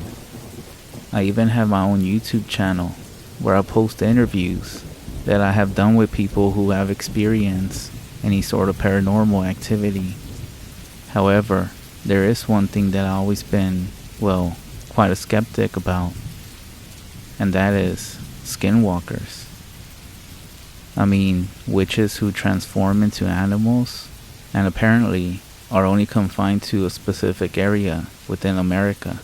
To me, it always sounded like the typical legends and stories about the boogeyman, that parents tell you about. However, there are some events that have been happening that have actually made me doubt everything. And now I'm sharing this story so that you all can avoid what I did, and also see if anyone out there can actually help me. My friend Zanny is of Navajo descent. He always shared cultural insights and stories of the res with me. It was during one of our discussions over text that he first introduced me to the legends of the skinwalkers. He said something about shape-shifting humans, and with curiosity, I gladly accepted his invite to visit the res. Being a YouTuber or media creator, I plan to stay for a week, hoping to go deeper into these stories, do some research, capture photos of notable sites, and gather first-hand accounts from the locals. The res was unlike any place I've been to. With its landscapes perfect for photos, it was both beautiful and eerie. Over the first few days, I kept finding myself busy, from visiting the local trading post, hanging out at community events. I learned about their daily lives, taking photos and setting up casual interviews with all sorts of people and the locals about these so-called skinwalkers. However, of course, the people of the res met my questions about skinwalkers with different reactions. Some would actually cast their eyes downward, offering nothing more than a no comment. Others stared back with a stern look, warning me of the consequences of prying too deep into the things that are best left alone. Yet, a few brave souls did share stories about so-called coyotes who transform into humans. Apparently, they can mimic certain voices and animal sounds, how one should not whistle at night, as it's believed that this might actually invite or summon a skinwalker. So during my time there, I stayed in the hogan that belonged to Sanny's grandma, but at the moment nobody was staying in it, except for Sanny. For those unfamiliar, a hogan is a traditional Navajo dwelling place, constructed from a mixture of logs. There's actually some spiritual significance for the Navajo. It's almost like you can feel a connection to the land, and the door to the hogan always faces east to greet the morning sun, which apparently is important in their daily rituals and traditions. After my string of interviews and questions on the res, word seemed to have traveled fast. On the 5th day of my stay, I was outside the hogan trying to capture photos of the beautiful sunset when I noticed an older man approaching. He moved with a slow pace, and his clothing was traditional, and around his neck were hanging all sorts of amulets that were making noise with each step that he took. Zanny, who had been inside the hogan, stepped out and immediately went silent upon seeing this man. He whispered to me, "That's Tahoma, one of the respected medicine men around these parts." Before I could ask more, Tahoma was already within earshot, his piercing eyes set deep and locked with mine. "You're the one asking about those whom walk on all fours," he stated, more than asked. I hesitated for a moment, taken back by his statement. Yeah, I am," I admitted, extending my hand in greeting. "I'm just curious about the legends," and he ignored my hand, cutting me off with a stern, "Curiosity can lead to places from where there's no return." I felt a knot tighten in my stomach. I was trying to keep the conversation going. "Hey, no disrespect. I'm just here to learn more about the culture and the stories." Tahoma stared deep into my eyes, as if he was studying my words. After what felt like an eternity, he spoke in a grave tone. "There are things on this land that you don't understand, that you cannot comprehend. With your questions and your cameras, you awaken things best left undisturbed." I gulped, the weight of his words pressing down on me. "Hey man, I apologize if I offended or overstepped," I said. He leaned in closer, and with a hushed voice filled with urgency, he warned, "Leave this place. They have taken notice of you, and they don't like you watching them." With that, he turned and walked away, leaving behind a silence. My friend, looking as pale as I felt, said, "When Tahoma speaks, we listen.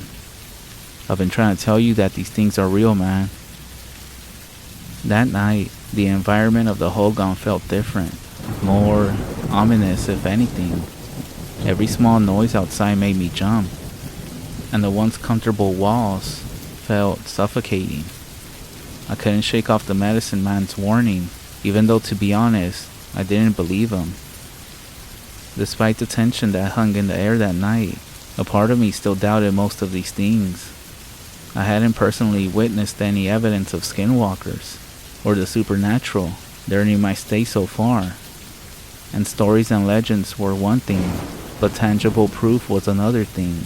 The medicine man's warning, a little scary I will admit, could just be a way to dissuade outsiders like me from prying too deep into Navajo traditions, I thought. I'm not gonna lie, that night, all the skinwalker talk had me a bit on edge. I guess the fact of being out here kinda didn't help. I had to use the restroom, so I stepped out the hogan and walked towards the dimly lit outhouse. As I was sitting down, remembering that next time to not indulge in other cultural foods so quickly, the distant sounds of the wilderness were interrupted by other noises that I started to hear, which were soft footsteps, the rustle of brush nearby, and the quiet creak of shifting dirt. It felt as if someone or something was slowly circling the outhouse, each footstep sounding closer than the last. Drawing in a silent breath, I waited, heart pounding, straining my eyes to see any trace of movement through the small cracks in the wooden structure, but I didn't see anything. Then, a tap at the door. Keep in mind this was around 11 at night, so I said out loud, "Hey, I'm in here." No response. Then, I heard what sounded like perhaps a dog scampering away on all fours, with the running steps fading into the distance. Well, that was weird, I thought. As I finished up handling my business, I slowly unlatched the door and stepped out, cautiously scanning the darkness. I kid you not, as soon as I took 2-3 steps from behind me, I felt a force clamp down on my shoulder, causing me to jump nearly out of my skin. That's when I turned around, and I saw it. The face of Zanny, with a roaring sound and then a loud laugh. Catching my breath and shaking my head, I said, "Well, alright, you got me, dude," I admitted. He started to laugh, throwing an arm around my shoulders as we began to walk back to the hogan. "You have to admit," he began, sweeping an arm out and pointing to the landscape. "The rest is beautiful out here at night. Without the bright city lights, everything feels more alive, more connected." I took a moment to appreciate the beauty around us, the clear sky filled with numerous stars. "It's beautiful out here, Sanny, but I do want to let you know, it feels like we're the only ones out here. Some of these stories, legends, they just seem like traditions, to be honest, passed down to make sure that everybody respects the land." He looked at me, then nodded. "Well, that's fair. But some traditions are born from truth that has actually been forgotten," Sanny said as we continue our walk back to the hogan. On my last night at the res, I decided to indulge in a bit of mischief and to get back at Zanny for the prank he pulled. While heading back from the outhouse again, I tiptoed around the hogan, tapping gently on its walls and trying to mimic the eerie skinwalker sounds I heard they made. I was hoping that maybe Sanny would start reciting a prayer that he told me that the people do whenever there's a skinwalker around. I was waiting to see if Sanny came out when I noticed little bundles near the hogan's base. With curiosity, I took out my phone and captured a few pictures, thinking it would add a unique touch to my video. And nearby, I saw stones, fixed in a way that seemed to be a ritual circle. I moved a few rocks to get a better picture. Then, laughing quietly to myself, and seeing that Sanny was not reacting to this, I began to whistle. And then, in a mocking demonic voice, I called out, "Zanny, it is I who walk on all fours." There was only silence. And after about 5 more minutes, and seeing that he still wasn't coming, I decided to take some last final shots of the beautiful landscape, as I knew this was my last night there. When I finally returned inside, Zanny was there, snoring away. I chuckled to myself thinking, well, if a real skinwalker ever shows up, you'll be of no help with that deep sleep. The next morning I said bye to Zanny and his grandma and thanked them for their hospitality. I also told Zanny I would contact him once I put a video together, and that before publishing, I would send it to him to make sure he was okay with it. When I returned home to edit some of the videos and pictures, I noticed that something was off. In the background of many interviews were shadows, flickering in and out of the frame. Even when I was trying to edit some of the interviews I had done, the audio itself sounded distorted, with what sounded like whispering echoes behind the words of those whom I interviewed. However, it was the pictures that really disturbed me. Every single image that I had taken, even in the daylight, had a faint shadow figure growing more and more clear with each picture. And the most scary picture was the last few that I took after rearranging those stones.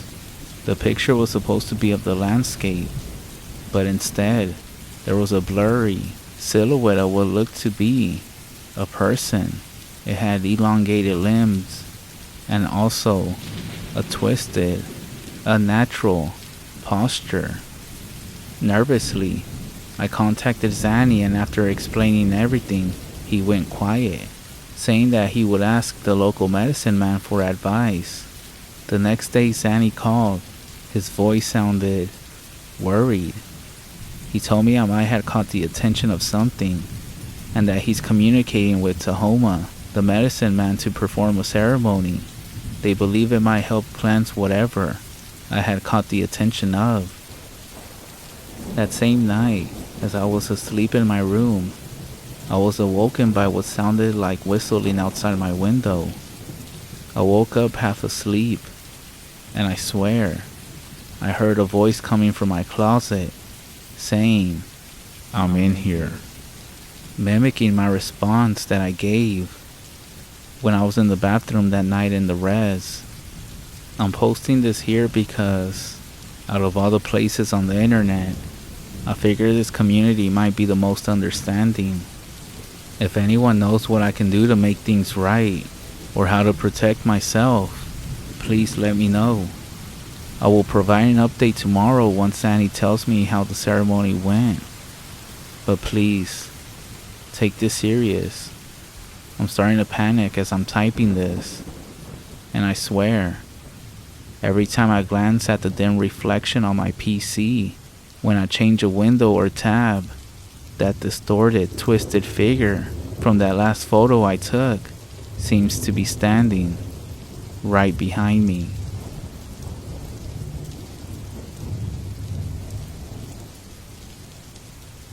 I'm pretty new to this, but I just had to get this out there. I have to tell someone about this, and I felt like this was the best place to tell people. This all started when I used to live in a small town in Arkansas, with a population around 5,000 plus people. It was a typical average conservative town. In the summers it was hot and humid, and in the winter it was dark and cold. I grew up on southern entertainment, driving four-wheelers and hunting every deer season, and maybe some small trapping here and there. But this happened during my last year of high school. I was 17 at the time. I had a girlfriend, lots of friends, and a shabby 1972 Ford pickup that I still have to this day. Anyways, it was November. Rifle season had just started, and I had been getting ready for it. My friend, his name is Drew, and I had been planning this trip for months, and we had everything ready. It was Friday, the end of the week, and the start of the weekend.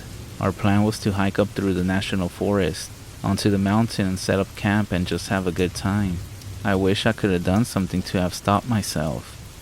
I woke up at 3 in the morning, leaving a note for my parents, and putting my things in the bed of my truck. I hopped in and drove to my friend's house. He was already waiting for me outside. I got out and said in a whisper, "You have all your things? I don't want to forget anything." "Yeah, I checked again before you got here," he said. He put his bag in my bed and put his gun in the truck, and we took off to the mountain.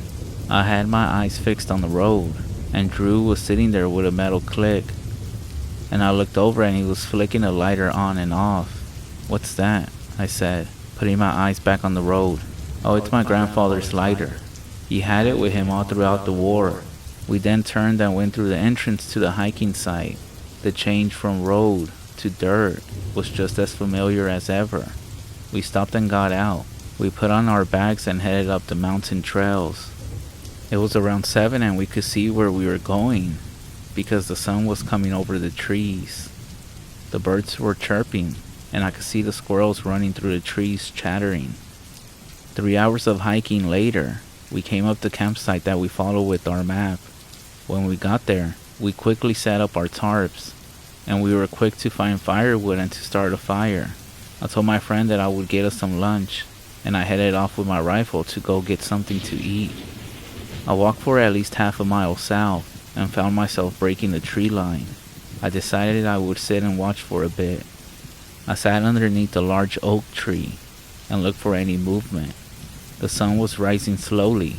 I was sitting there, when all the birds stopped for a moment. The silence was deafening.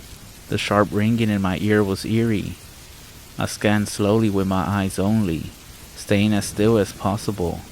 That's when I saw movement across the field. It was hard to make out. I slowly raised my rifle and looked down the hill. A deer had poked its head out of the tree line. I only saw its head and neck from where I was at. I knew it was risky to take a shot, but I also knew I wouldn't have another chance to bag another deer. Regardless, it was a doe anyhow. That's when I noticed something. The deer's head was higher off the ground than most deer should be. I felt like it was watching me. It slowly turned to the left. I could only see its neck and shoulders, and I could hear leaves crunching as it moved deep into the dark forest. A little nervous, I decided to head back to camp. I followed the mental landmarks that I saw the first time. A tree that had fell over, dried up creek bed, and I could see the tarps in the distance through the trees. When I got back to the campsite, we decided it was time to catch up on some sleep. I crawled into my tent and got in my sleeping bag and fell asleep. We got up early that morning. It was still as eerie as it was the day before. It just felt so weird, different. No animals in the area, just silence. It was strange. The air felt heavy. There were no birds anywhere, no deer, rabbits, or anything. Not even any crows crying out. We were getting hungry, and when the sun set, we nestled down waiting for some game to come around. It soon grew dark again, and we decided to come together and to make some beans that I had packed just in case we didn't catch anything. As we were getting everything ready, my friend Drew got up from his seat and said, "I'll be right back. I gotta take a piss." I sat there drinking my water, watching the fire dance. After some time, I noticed that Drew had been gone for a while. That's when I started to get concerned, and I heard leaves crunching, and I jumped and looked towards where the sound came from, and it was Drew. However, his face was pale. "Dude, come over here," he said. "What's over there? Just come over here and look," Drew said as I got up to follow him into the darkness of the forest. As I was walking, I started smelling something horrible, something pungent, and it got stronger and stronger as we walked deeper into the woods. The smell was so bad, and then, as I was walking, something fell on my shoulder. I turned my head to see what it was, but the smell of death made my stomach churn. I leaned over and started to throw up, while this thing that was on my shoulder fell to the floor. It hit the ground with a sickening, squishy sound. I pulled out my light and pointed it to the ground. I got confused for a second when a drop of blood fell on my hand. I looked up and my heart skipped a beat. What I saw was disturbing. The guts of an animal, limbs, pieces. A squirrel that had been impaled on a branch. What was left of it, at least. I looked at the face of Drew, still drained of all color. His mouth was open, eyes wide. "Dude, what the fuck?" I said. And that's when we just ran and bolted back to the campsite. How did they get up that high in the tree? Why were they on the branches? "Maybe we should leave," I said. "I agree. I don't want to stay here anymore, man," Drew said. We started shoving our food and things back into the trail packs. That's when we heard crunching a few yards away from us in the pitch black darkness of the forest. Drew aimed his shotgun at the sound, and I slowly raised my rifle. I pulled out the mag light and pointed it to where we heard the sound. We were about 8 yards away from where we heard it. I flicked on the flashlight, and a deer was leaning, its head out beside a tree next to some brush. With some relief, we lowered our guns, and that's when the deer suddenly fell to the floor. The deer's head rolled down the hill and stopped in front of us. Something had ripped or chewed the deer's head off and rolled it down the hill. But that wasn't the reason I was scared. Someone had been holding the deer's head. And then everything clicked. The bones, the guts, and other miscellaneous parts of animals hanging on the dead tree branches. And that's when I looked up, and a grotesque, elongated hand came from around the tree. We bolted down the hill. I didn't care about our stuff. They could be replaced. We faced in and out of running and jogging. We had our lights and we were looking for a landmark. Anything. Something. That's when I remembered that before we came to the trail, there was a big sign with the words, Washita National Forest. I made that a point in my mind and looked around for it with my eyes. My lungs were burning. My legs were in pain, but I kept running. I would glance back and check on Drew and how close he is behind me. I turned off my flashlight, and so did Drew. We laid up against a tree, still as possible. I could see the breath of Drew, frozen in the moonlight. My eyes finally adjusted to the dark, and I looked over at Drew and turned on my light. An arm long and bony, covered in blood, it sank its nails into the shoulder of Drew. Immediately, blood started spewing out. He started screaming in pain, and he was lifted up, screaming louder and more painfully. He was slammed on the ground. He looked up at me, his eyes filled with tears.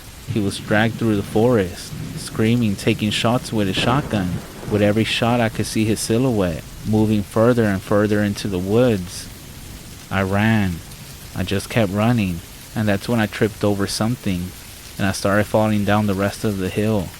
I slammed up against a tree. I stopped and my back was in pain. I realized it was quiet again. There were no crickets. Nothing. Just silence. My eyes already adjusted to the darkness. I could see through the woods. In the distance, the moonlight was shining through the trees. I lay still as possible, and then I heard some shuffling, and I saw that thing moving through the woods. It was strange, jagged, and tense. I can't even describe it. It just felt wrong. It was tall and thin. Its bones were rubbing up against its skin. It seemed very malnourished. It shifted back and forth as if it was looking for something. When it turned its face, the grace of the moonlight revealed its features. It was disturbing. It had an elongated chin and small eyes, dark folds of skin around them. The skin was darkish gray. Its mouth was large. It spread all the way across its face. It had its teeth jagged and broken. Its mouth and nose was covered in blood and also in chunks of meat. The blood trailed down and covered its torso. I was about 10 yards away from it, and it crawled on all fours. It started to come towards me. Closer and closer. I could smell it. It smelled like roadkill. That's when I threw up in my mouth and held my breath. My hope at this point was that my death would come quickly. I still had some hope that I would make it out alive. But suddenly, this thing started speaking. James, James, James. In the most ungodly voice, I ever fucking heard. The part that made my hope disappear was when it started saying my name in my friend's voice. James. James. James. It wasn't just like his. It had two tones, one deep, and the other, my friend's voice. It kept saying this and it crawled away through the woods, back up the hill. I stayed there for I don't know how long. I cried silently, and for some reason, I started moving my hand around, and I found something. It was cold and rectangular. I looked closer. It was the lighter that belonged to Drew, and my flashlight had broken on my fall. I stood up slowly and grabbed my bag. I turned and slung it into the woods and ran towards the parking lot. It started screaming my name, but this time, it sounded demonic. This time it was no longer my friend's voice. I kept running and I didn't recognize anything. I flicked the lighter of Drew and scanned the area. My hand ended up hitting something. It was a sign, and with the lighter I read, National Forest.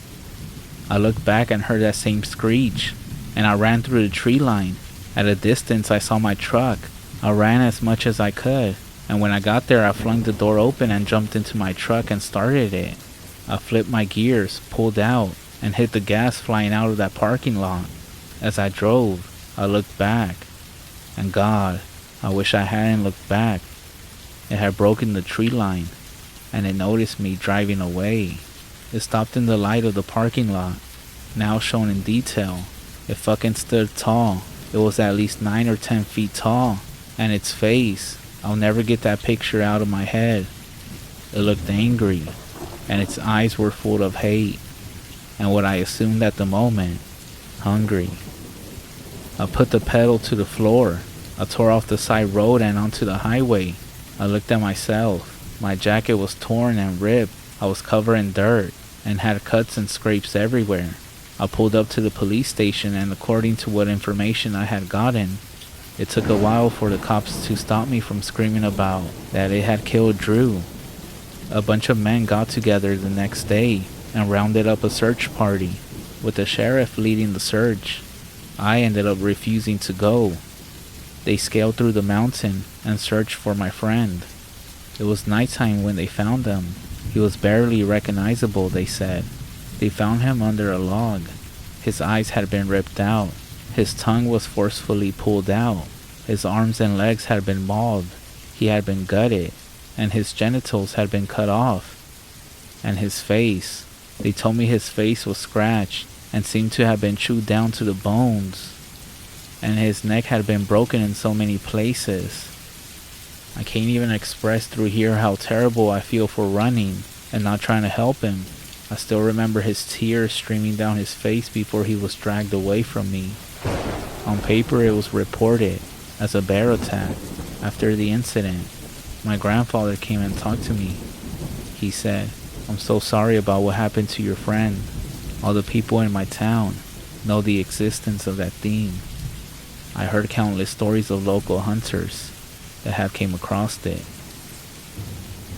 It's been about 8 years. I'm 25 now. There is not a day that passes that I don't think of my friend. He was my best friend. I'll leave you with this warning. If you ever go camping, be careful and keep yourself armed. I never want something like this to happen to anyone. I don't even wish that experience on my worst enemy. However, I still go hunting to this day, but I warn you, never go into the woods in Arkansas. During winter, you may just find something out there that you don't want to find. And it may just be a mental thing, but sometimes at night, when it's really quiet, I can hear my friend calling my name.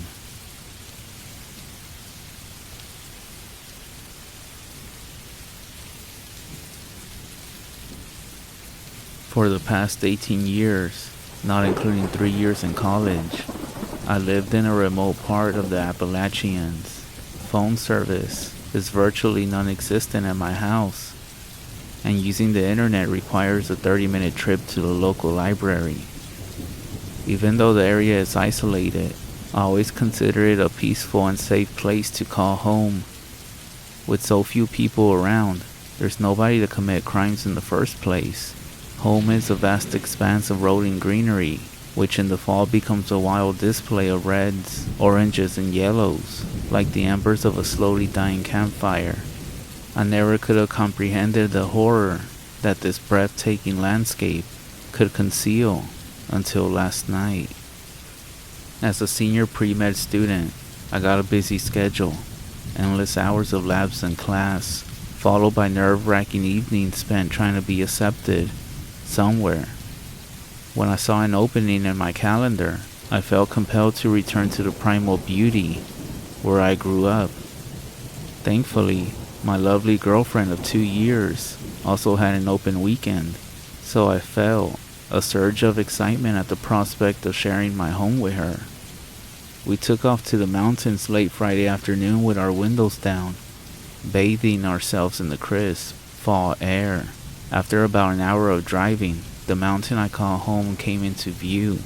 I shifted my car into four-wheel drive and we began the long crawl up the rocky trail that can be loosely termed my driveway, you can say. We gradually went through the depths of the forest until my house came into view. More specifically, my guest house, located about a quarter-mile from my main home. The guest house is the home that we keep clean for company, a stark comparison to our more cluttery main home. A gentle rain fell as we brought our bags inside. My parents greeted us and we enjoyed a brief home-cooked dinner with plenty of small talk and laughing. Around midnight, my parents let us be and we made ourselves cozy. A city girl her whole life, my girlfriend is fascinated by the outdoors and animals. More specifically, she loves listening to the mournful noises of coyotes. Naturally, being a mountain man, I long ago mastered the art of screeching realistic noises that coyotes make and even barks. On most nights, I can easily draw some lonely pack of coyotes to respond back. We huddle around my bedroom window and I let out a few of them.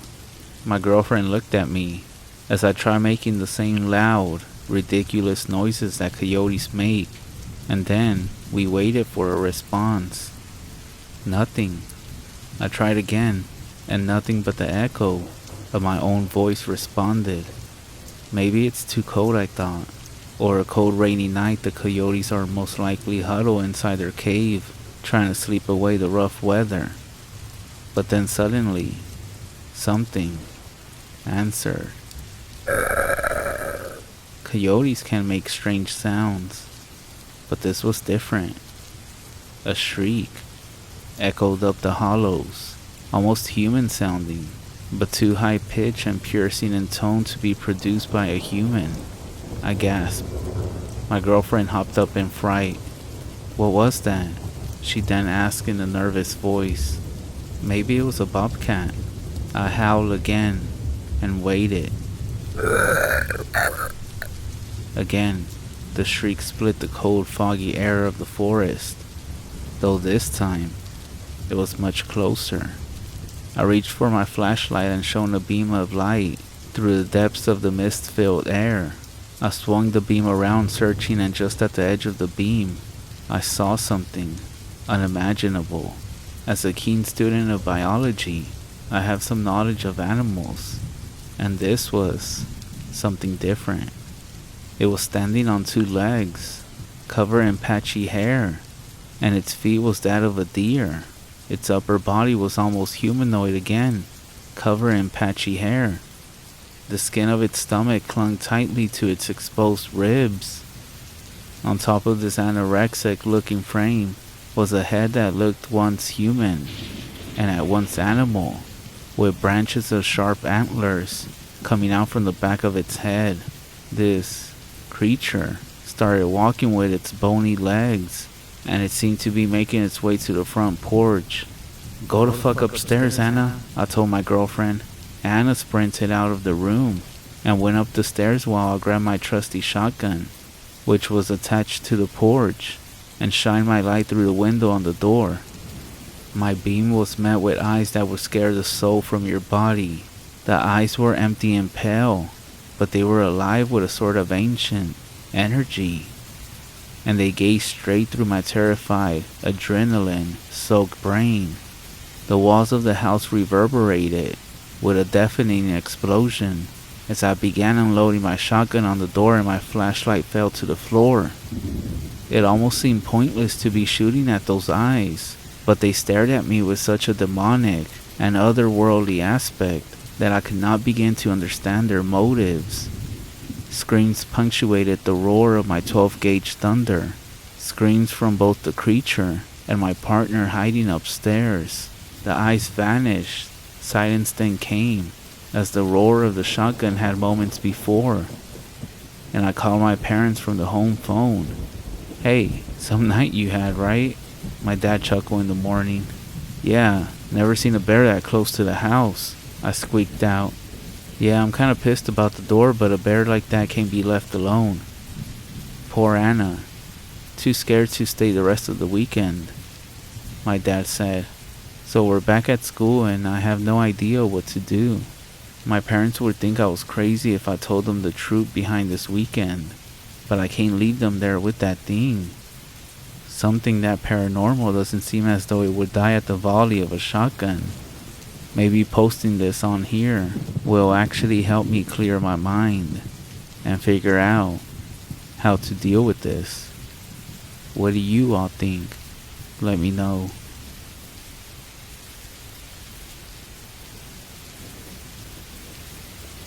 I work as a park ranger in a state-run park in Appalachia.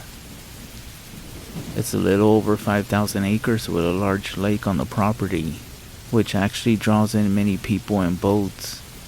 There are many hiking, walking, horseback trails along the several campground areas, 2 old cemeteries, and also an old building that belonged to a church that held its last service in 1943. My colleagues and I are a small team of 5 along with our head warden. I am one of the full-time rangers, so I'm actually here all the time. And I can confidently say I know the trails and sections like the back of my hand.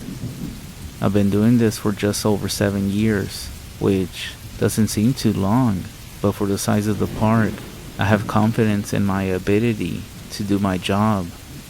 However, some things do get strange and horrifying and tragic quite often around here. Around when I first started my career with the park, I had my first encounter with something strange. We don't have gates to keep people out, nor do we charge admission, so we stay open pretty late. Usually open till 10 p.m. since there are often people camping anyways. We just try to keep the average park goers away after late. If the weather is nice, I will take my horse to patrol instead of my PV, personal vehicle. I can sneak up on people better that way. You'll be surprised how many people get freaked out over someone walking up to them on horseback after dark. Always gives me a chuckle when it's some tough kid trying to impress a girl.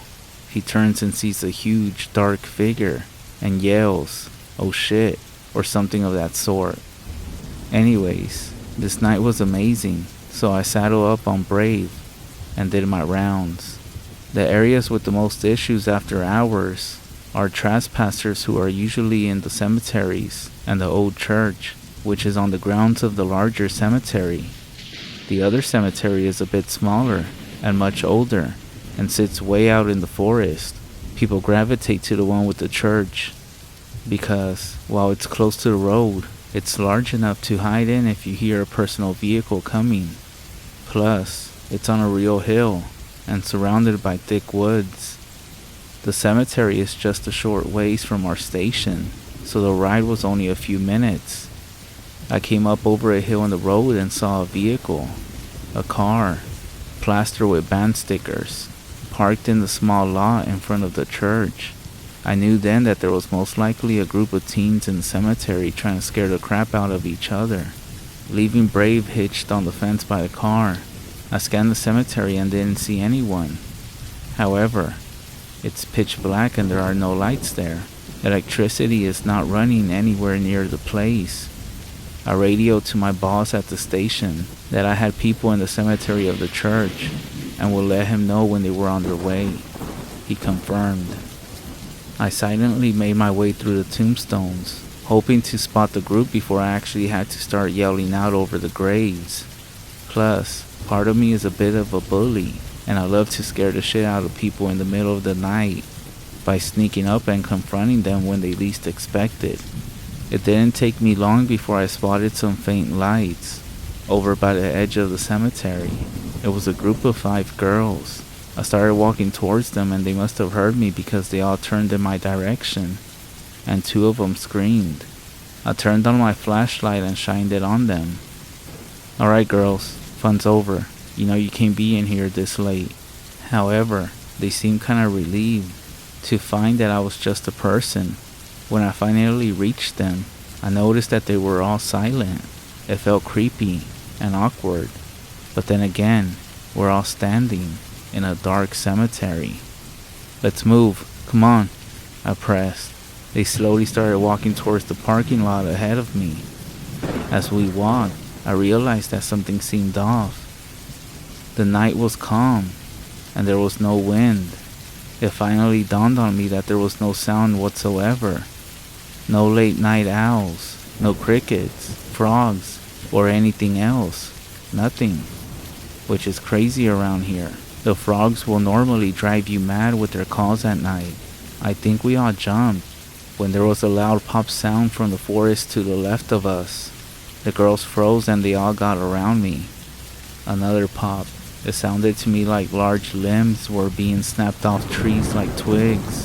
I shined my light over the tree line and one of the girls said, "Stop." I dropped the beam towards my feet. One of them shoved a point and shoot camera into my hand with an image on the little screen. I was confused as I tried to process what I was seeing. They had taken a shot of the forest with the flash on. The image was still nearly black, but I could see the trunks up in the canopies. Then, a shiver shook through me. There were at least a dozen large sets of big red glowing eyes, reflecting from the flash of the camera. I'm talking basketball-sized eyes, all roughly the same height, in the trees. I was trying to process this in my head, but then another, louder, wooden pop shattered the air and the 6 of us were bolting for the parking lot. Brave was visibly freaking out, ripping and pulling at the reins I tied to the fence. The girls jumped in their car. I could still hear the loud popping noise getting closer. It was definitely wood, like the sound a tree makes when it falls, creating a loud, splintering crack. I tried to think of what it could be. I looked down at the camera I had in my hands. The photo was still on the screen. Maybe there were just unusually large owls. Maybe one tree had fallen on another and caused some limbs to snap. At this point in my time at the park, I was still pretty good at convincing myself to remain realistic. I turned back towards the woods, held the camera up, and snapped another picture. The large, red eyes were now all down by our end of the forest, near the parking lot, still as high up as the canopies and staring our direction. I found it strange how calm I was. As I walked over to the car the girls were in, I handed the camera to the driver, who had rolled her window down. I untied Brave and scooted the hell out of there. I glanced behind me to make sure the girls were leaving. They were on our heels. I was hoping they would come to the station to file a report with me, but when I noticed them haul ass out the park entrance, I couldn't exactly blame them. When I tried talking to my boss about it, he assured me it was just some dead tree snapping to gravity, and the eyes were most likely just owls. It was pretty easy to convince me, since I was already thinking that. I still make sure I never go back into that cemetery at night. If there are people in there, I have made it a point to yell out to get their attention, and actually let them come to me. Yeah, I know, it's a coward move, but I can't shake the feeling that those glowing eyes would still be there if you flashed the light over the dark forest.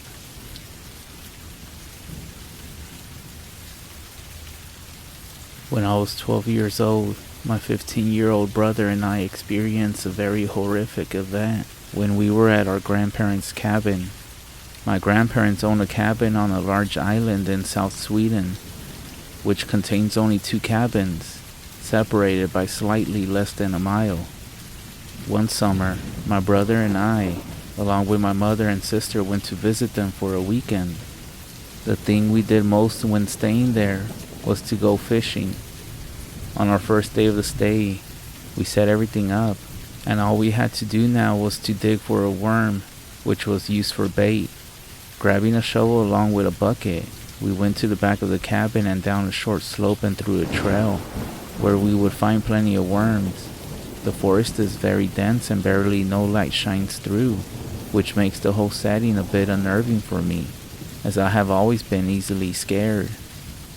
As we're walking through the trail, I hear something like walking, and I look at my brother with a very scared face. He just brushes it off, as if there was nothing to be afraid of, and says that we go check it out. We walk a bit further down the trail, which I know leads to an open meadow, as I have been there looking for mushrooms with my mom at previous occasions. Before we get to the open, my brother holds up his hands as to indicate for me to stop. I looked over his shoulder and see behind the trees what appears to be a moose just standing there, looking directly at us. I was relieved as I knew they were friendly, and as I had seen plenty of moose nearby. My brother, however, who has never been scared of anything, looks back at me with the biggest eyes I have ever seen, and the most pale I have ever seen someone. Tells me that we should get out of here. Without asking questions, I start to walk back as he keeps pushing me as to make me move quicker, and as we reach the cabin, we are pretty much running. My mom and grandma are sitting at the front doorsteps as we get to the front, and I tell them that we saw a moose.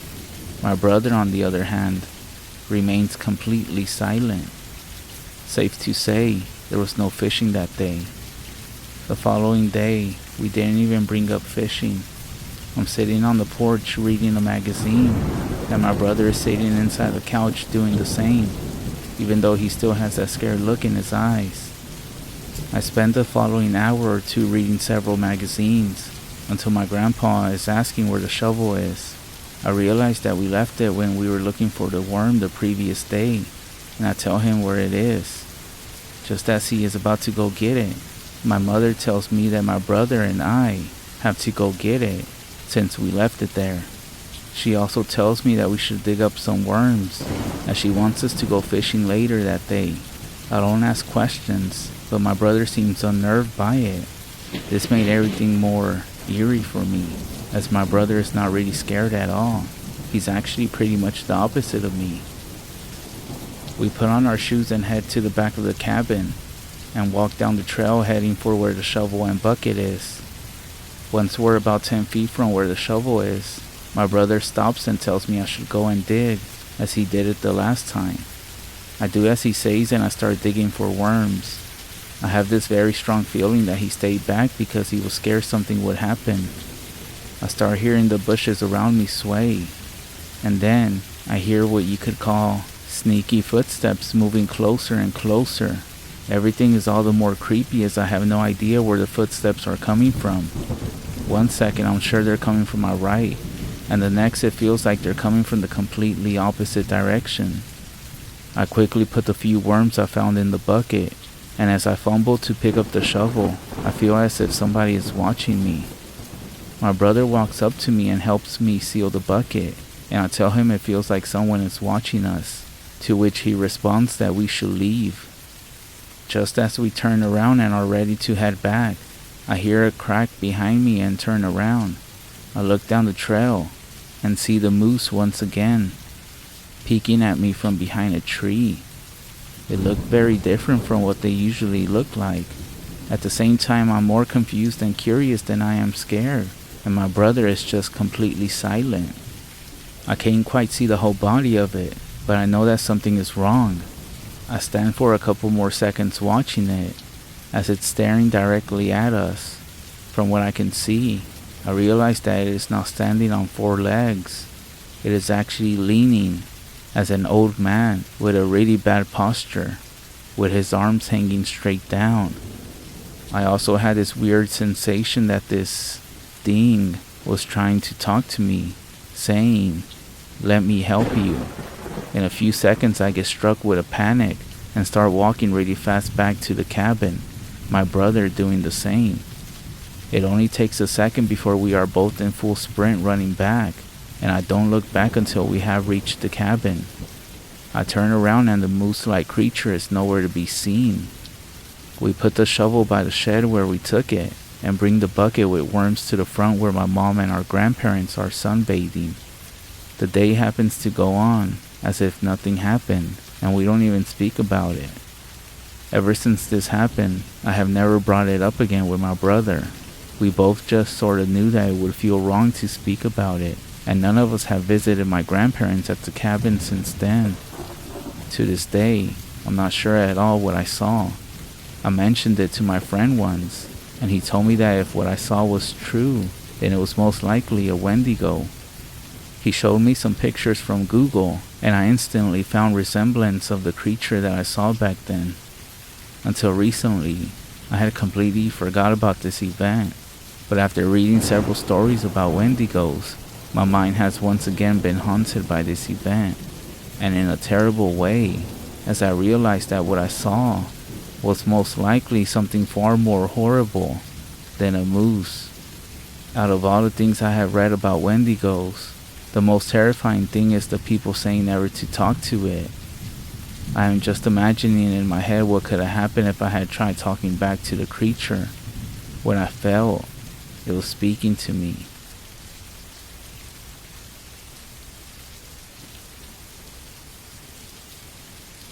Alright, so some people ask me to share more about the events that happened when I was visiting my grandparents' cabin. I have not been there since then, but my grandmother and her new husband stay there every summer. Do take note that it was about 6 years ago since the moose incident. For those who don't know about the first part, the cabin is located in a very forest area in South Sweden, on a pretty large island which contains only 2 cabins, separated by a pretty dense forest. Through the magic of Facebook, I contacted my grandma. We don't know each other all too well anymore, so I didn't really feel comfortable calling her.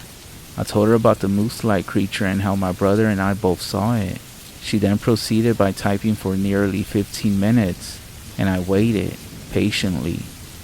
Her reply was a full story of her own encounter, with what she said she had hoped was just a weird, disfigured moose.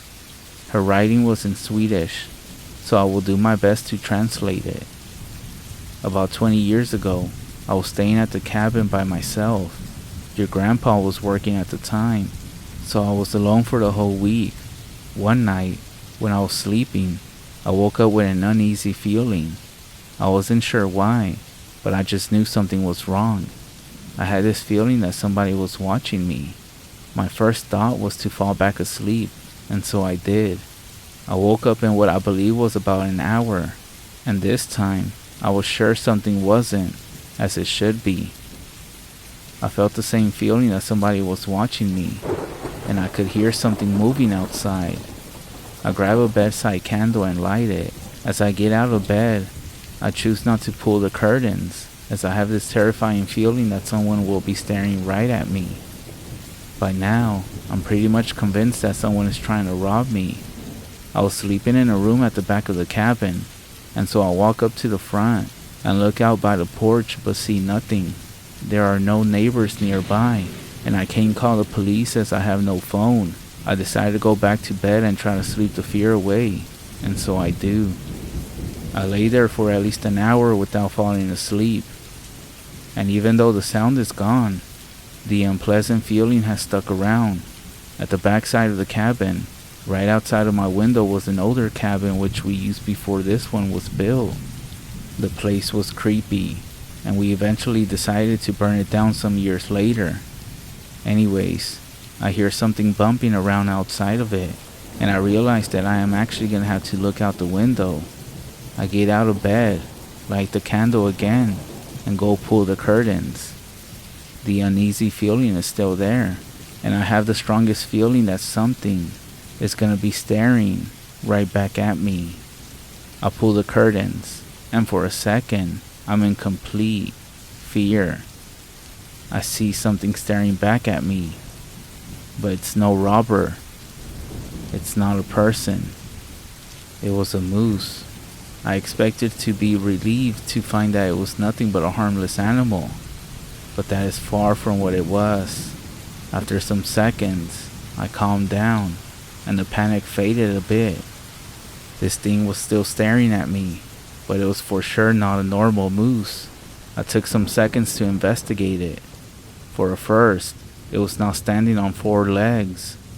It was bending, as if the upper front legs were just barely floating above the ground. It was also much more slim than all the others that I have seen, and it had this sort of disturbing twist in the body. The antlers just looked flat out terrifying.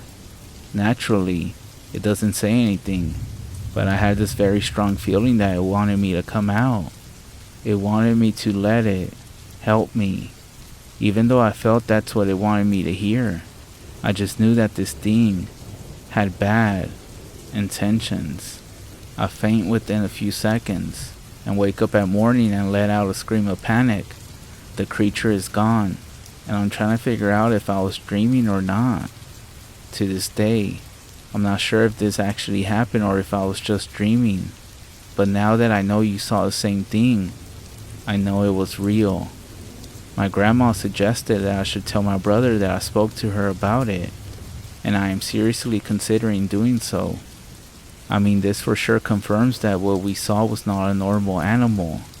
I had some thoughts thinking that it might just have been a handicapped or disfigured moose, but by the way that my grandma said it tried to communicate with her and convince her, you knew it was the same thing that my brother and I encountered, as it too tried to talk to us. Apparently, she had already told the story to my mom and to my grandpa, but they just brushed it off and said it was either an injured moose or she was dreaming. Hearing about the story just made me all the more scared, but at the same time curious about what exactly the creature was, and also what its purpose was. Was it trying to draw us into the forest? Was it actually trying to help us with something? Or did this animal want help? Hopefully, I will get more clarification the more that I talk to people about it. I ended up sending some pictures of Wendigo and Skinwalkers to her, and she definitely saw some comparisons between them and the moose-like thing. This definitely sent shivers down my spine. So to all the people reading this, if you ever encounter a weird-looking creature, deer, moose, or anything with antlers, do not speak with it, or even acknowledge their presence. That's exactly what they want.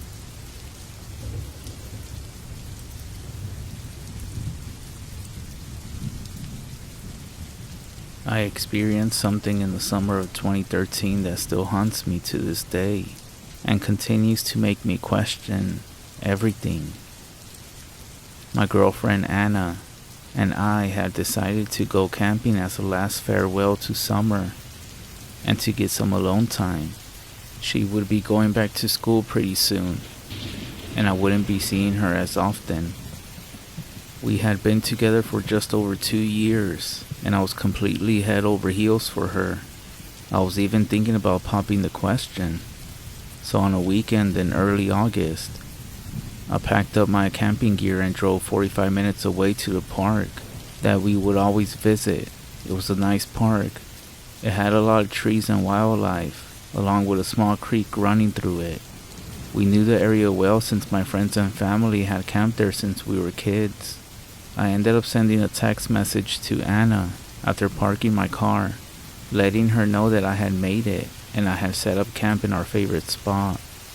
You see, Anna had been caring for her sick grandmother all summer, and her sister had finally agreed to watch her so that she could get away for the weekend, but she had to wait for her sister to get off work, around 5 p.m. that is. To save time, I had volunteered to go ahead and set up. I went up the trail a bit until I found the spot we always camped at. It was nice and level and was right beside the creek. I immediately started setting up the tent. I wanted to get everything done so Anna didn't have to help. About 40 minutes later, I had the tent set up, our camping gear set out, and our sleeping bags unrolled. Everything was organized and cozy. I was in the middle of starting a fire when I got a notification on my phone. It was a text message from Anna. "I have something to tell you," it read. Just as I started to text her back, I heard footsteps coming down the path. My body tensed up a bit, because you never know what kind of people you'll run into in these woods. We had, on a number of occasions, met with a few drunks and the occasional rowdy teenager, but I soon relaxed as I saw Anna step out from behind the trees, with a big grin on her face. I walked up and hugged her, scooping her off the ground a bit to make her giggle. I sat her back down and asked her what she had wanted to tell me. "I love you," was the reply that I got as she planted a kiss on my cheek. Her voice, though, sounded a bit different and her lips were cold. I asked if she was feeling okay, and she brushed off the question and went to check out the camp. I gave her a brief tour before I went to go cook dinner. I made us each one of those pre-packaged camping meals that you add hot water to. We had pasta, and I opened the bottle of red wine I had brought. We sat around the fire eating. I tried my best to entertain her with some funny stories. The sun was going down, and I was having a great time. I watched the shadows dance off of her and the surrounding trees, and listened to the motion of the nearby creek. The daylight was almost gone when she said she was cold. I told her she could go into the tent to warm up while I cleaned up from dinner. She made her way to the tent, but not before giving me a smile and another cold kiss. I was starting to get worried about her. I wondered if she was getting sick, but I didn't want to nag her, so I didn't say anything. I busied myself with cleaning up after dinner, and it was there that I found Anna's plate of food that she had set off to the side on the ground. She hadn't ate a single thing. I also found her glass of wine nearby, tipped over into the grass. This wasn't like her at all. That girl liked her food and the wine was her favorite. At this point, I was more than just a little worried. So I headed into the tent to ask her if she was feeling sick, and I suggested that we pack up and get a motel for the night. But when I opened the tent and crawled in, I found her sound asleep in her sleeping bag. I contemplated waking her up so we could leave, but she looked so relaxed that I decided against it.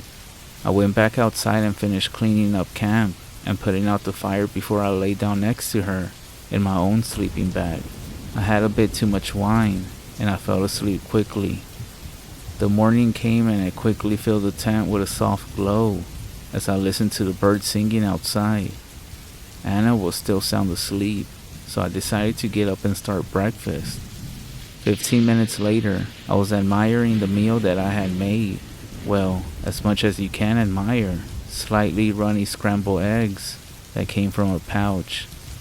I peeked my head back into the tent to tell Anna that breakfast was ready, but that's when things got even stranger. Anna wasn't there. I didn't think it was likely that she could have left the tent without me seeing her, but maybe she had done so when my back was turned. I waited for a bit, figuring that she stepped out when, quote-unquote, nature called, but 15 minutes passed, and I was starting to get worried. I walked the edge of our campsite and called for her, but there was no response. I walked to the trail and called out her name as I walked up and down the path each way. Still, nothing. I went back to the campsite and checked the tent, but it was still empty. I looked around her belongings, but it was then that I realized that she hadn't brought anything.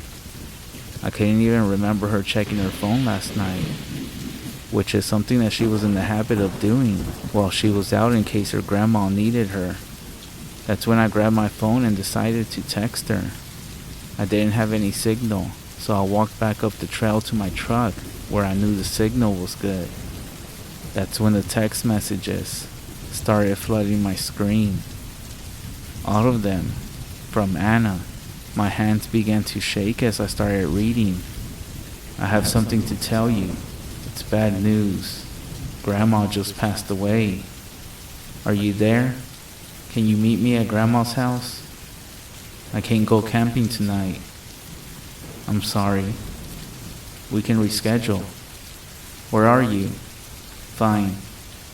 I'll be at my sister's house for the night. Call me. My hand started to shake so violently that I dropped my phone. My mind raced so fast that I had to fight to not pass out. I ran back to the campsite and searched everywhere, but there was no evidence of Anna or anyone else.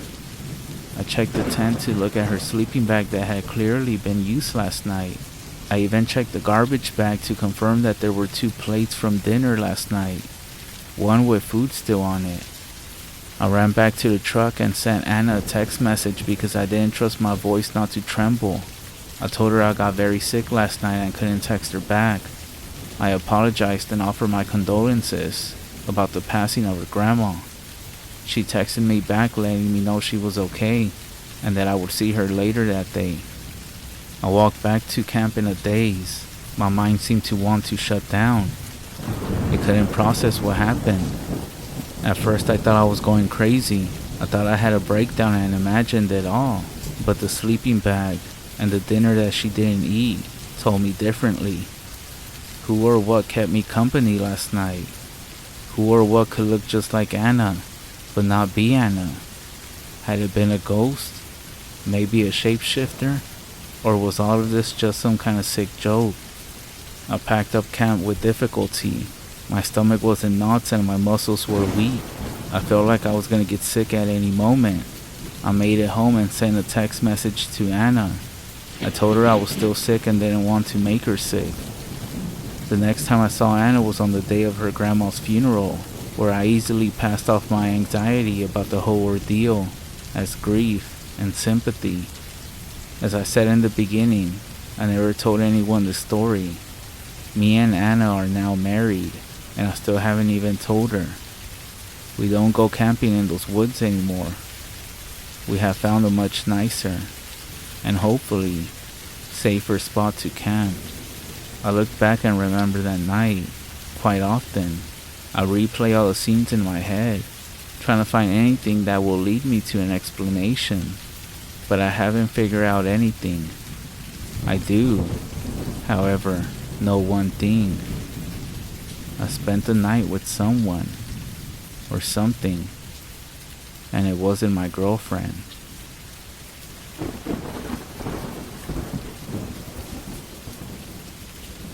For context, my tribe is the Kickapoo tribe. We're spread out through Kansas, Oklahoma, Texas, and Mexico. I have family everywhere, but I live in Oklahoma. Our tribe still practices traditional ceremonies. That is to say, it's all old school. Outsiders are not welcome, and nothing is written down. And we have several tribal members who don't even speak the English language or know anything about what's going on around the world. Anyways, when I was young, there was a ceremony that had to take place in Mexico every year. All families essentially have to make a trip down there. Out of respect for my tribe, I won't include exactly what happens, but it shouldn't matter. All that you need to know is my grandmother has a house down there that my relatives go to. There's a lot of us, more than the house can hold. Lucky for us, it's cheap to build over there. So my grandmother had a smaller house on that property.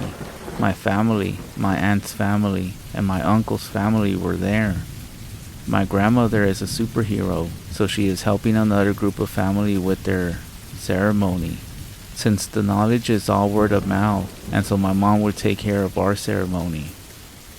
The entire res in Mexico is located in the middle of nowhere, about 4 hours drive from Eagle Pass. And once you get there, it's another 2 hours until you get to the property. It's really big, and there are mountains within walking distance. My grandmother's house are actually at the foot of one. There's no good stories that involve those mountains. It's actually considered a very taboo place. We don't go up there except to hunt. And also, a ceremony must be done for your protection if you have to go. I was maybe 8 or 9 at the time. My aunt lives in Texas, and my sisters and I don't get a chance to see our cousins very much, So these trips were the closest thing we had to family vacations, even though they were nothing but long work days. There is no electricity over there. As someone who grew up and pretty close to Oklahoma City, I sometimes forget how dark it can be when there are no cities nearby, no lights on the horizon, no cars on the road. Just finding the two small houses on the land can be difficult if no one has any fires going. There is a window in each room that is barred, and the doors are made of steel.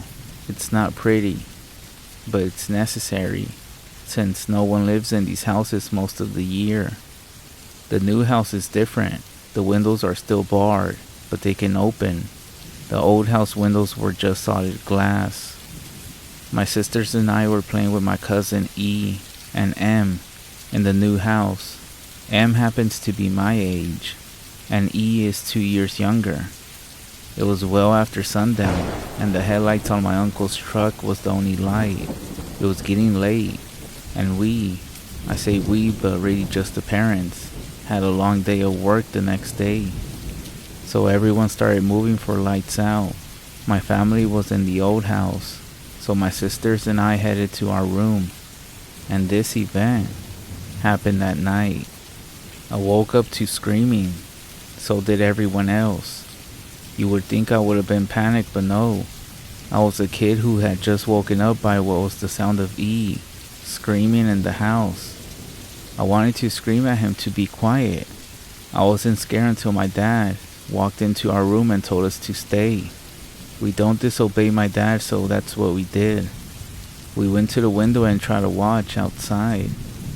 My dad was talking to my auntie, and my uncle, along with some of my older cousins, were walking up and down the fence on our property with flashlights. It was too dark to see anything else. After an hour or so, we started getting tired, so we went back to sleep. But the adults were awake until sunrise. I tracked E and M down to try to find out what happened, but E wouldn't talk about it, and M didn't know. He said that E saw something through the window, and that's when we all got a little creeped out. On the last day, I asked my cousin G. G was one of the cousins who was walking up and down the fence that night, and as a kid he was something of a hero to me. He was a genuine tall, muscled, badass native. He told me what happened since my sisters weren't around. Apparently it was hot in the new house, so my cousins had opened all the windows. E was sleeping on the floor next to one, and woke up because of something touching his face. Apparently, an old, pale, naked woman was sticking her head through the bars and was looking down at him. Her hair was long and gray, and this touching his face is what made him wake up. He screamed and screamed until everyone came. After that, they looked around but never found anything. I was creeped out, but was pretty sure that E had just had a bad dream. So here I am a few years later. I haven't gone back to Mexico or Texas in a long time. I'm not really involved in the traditional part of my tribe anymore. My sisters have kind of taken over now. I still help when I can, but I have a pretty busy job. I discovered this community a few weeks ago, and I thought about what happened with E way back, so I thought it might make a good story here. Just out of curiosity, I called my mom to ask about it. Surely I wasn't the only one who had thought E had just had a bad dream. Why was everyone taking him so serious? I really wish I hadn't, because now I have this feeling in my stomach when I think about it. She told me this wasn't the first time the old woman had been seen, and G was wrong. They found her bare footprints going from the window to the fence, headed towards the mountains. Judging from the footprints they found, she had visited every window on the land. And mind you, it's in the middle of nowhere, in the pitch black. What the fuck?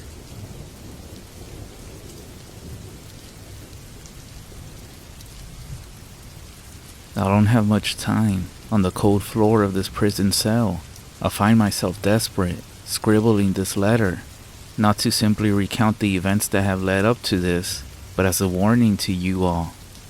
The stories you have read, all the reports on the news, barely even scratched the surface of what we encountered that night.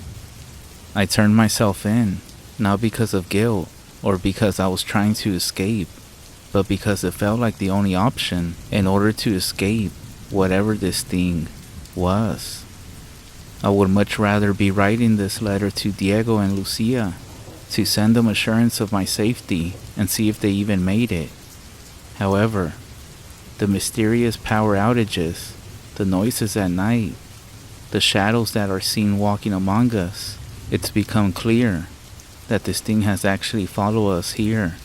I beg you, or anyone that finds this letter, to share it, especially online, on TikTok, YouTube, or any other place where people might actually believe in these things. Share it in places where people are asking questions. And I beg you, please, take this serious, because this isn't just a story. It's a dire warning. The cold metal floor of the Suburban pressed against me. I could feel the shaking and the noises of it in my bones. I was sitting in the back between a father, Diego, and his young daughter, Lucia. The sounds of the engine, combined with the scraping noises of the tires against the gravel, filled the silence. In between all the noises, the dim light of the vehicle's interior showed Diego's face. He leaned in closer to me, making sure his daughter couldn't hear. "Are you sure about this?" Diego asked with a tone of anxiety and hope. His eyes, though, showed concerned. I nodded, trying to show him confidence in my ability to get them across. However, inside of me thoughts of doubt existed.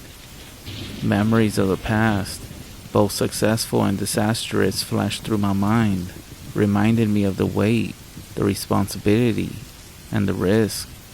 Their desperate eyes looked to me for hope. They had paid $10,000 each for this, a price that I knew too well. Most people think that as a coyote, all that money is for me, when actually, the money gets divided among many hands. First, there was Maria in Mexico. Her job was essential, to find people like Diego and Lucia, desperate enough to pay and believe. And of course, people were everywhere, so she was the first one to get her cut of the pie, you can say. Then, the driver Carlos, he was the one taking the biggest risk, the one who would face jail time if he was caught. Well, we would all face jail time if caught, but he would be considered the primary smuggler, with us acting as victims. He knew all the landscapes and the roads very well. We met a few years back, but we didn't go into business until around a year ago. He had the nerves and the courage. He knew all the roads to take, the shortcuts, what to avoid, and what to do when we came across a detour. And of course, Carlos came with a price tag. Every plan, every decision, every move was well crafted. Crossing the border wasn't just about getting up and going. It was a game of chess, one where everyone had its role, and our best piece was our inside man, Miguel. Miguel was different than the others, a border patrol agent who still remembered his roots, you can say, where he came from, and the struggles of his family a generation or two before him. The system was his day job, but by night, he would, quote-unquote, help those who are trying to find better opportunities. I say it this way because, as you all know, people in life just don't help you freely. There is always something in exchange. And so Miguel would take his cut as well. And sometimes there were others too, agents who we would turn a blind eye, getting their own payment as well. You see, decades ago, things were simple. Border Patrol wasn't as advanced as they are now. Drones, which now patrol the skies, could see just about everything. And with technology advancing so quickly, there also came more hoops to jump through, more hands reaching out, more people wanting their own piece of the pie as well. The checkpoint lights of the border seemed to welcome us as we approached, the huge lights slowing anyone to a stop and helping break the darkness of the night. The gate ahead stood as the final barrier to cross into Texas. As always, Miguel knew our deal and what day of the week we would come by. He was manning the controls as well. He recognized our approach, signaling us to pull up ahead with a friendly wave. He peeked inside the Suburban, and he said, "So there's 2 today," he remarked with a smile. "No, Pos, you're consistent, my friend, and sure it gets to the right place." He then signaled to his colleagues, and the massive gate bars slowly opened. As we drove ahead slowly, Miguel yelled at us to stop. Carlos then slowed the Suburban to a stop again. I rolled down the window and said, "Hey, ¿qué pasa? What happened?" Miguel then said, "Get out of the car and come to the front, both of you." For a split second as Miguel yelled at us, some thoughts were flashing through my mind. Was this the moment Miguel turned? Over the years, the risk of somebody betraying you was always there, especially with the pressure that everyone and the Border Patrol agents were under. One could never be sure. Carlos and I looked at each other, nervously. Had Miguel finally decided to play it straight and turn us in? The nervousness grew as we exited the vehicle. The dry landscape around us was illuminated by the moon and stars, making everything around us appear even more isolated. The only sources of light were from the Border Patrol checkpoint. The floodlights and the distant sounds of generators and the occasional radio were the only sounds that interrupted this environment. Walking towards the front of the vehicle where Miguel was, I noticed his face was showing no emotion. And then, he finally broke into a chuckle. "Gotta keep you on your toes, amigo," he said. "Always making me sweat a little before letting me through, huh?" I said. Miguel was one of those jokesters who like to pull pranks and, as he said, keep us on our toes. I'm not sure if he did it on purpose or to throw his colleagues off. For example, one time he made everyone I was transporting to get out of the truck and quote-unquote search us. Then, Miguel's demeanor then shifted to a more serious tone. "Hey, listen, before I forget, there's something I think you should know. There's been some strange things happening lately." I stayed silent and nodded my head, urging him to continue. "It's the disappearances," he said in a low voice. "Whole entire groups have been vanishing. We had a family we let through earlier this week, and just last night, we found them." I held my breath. "What do you mean found them?" Miguel hesitated for a moment. "They were dead, but it wasn't like any scene I ever come across. The bodies, they were mangled, twisted in ways that don't seem natural. Their eyes were missing. It looked like some kind of animal attack, but it's nothing I had ever seen. The strange thing is, no bullet holes, no knife cuts. It's as if their bodies were broken and twisted everywhere.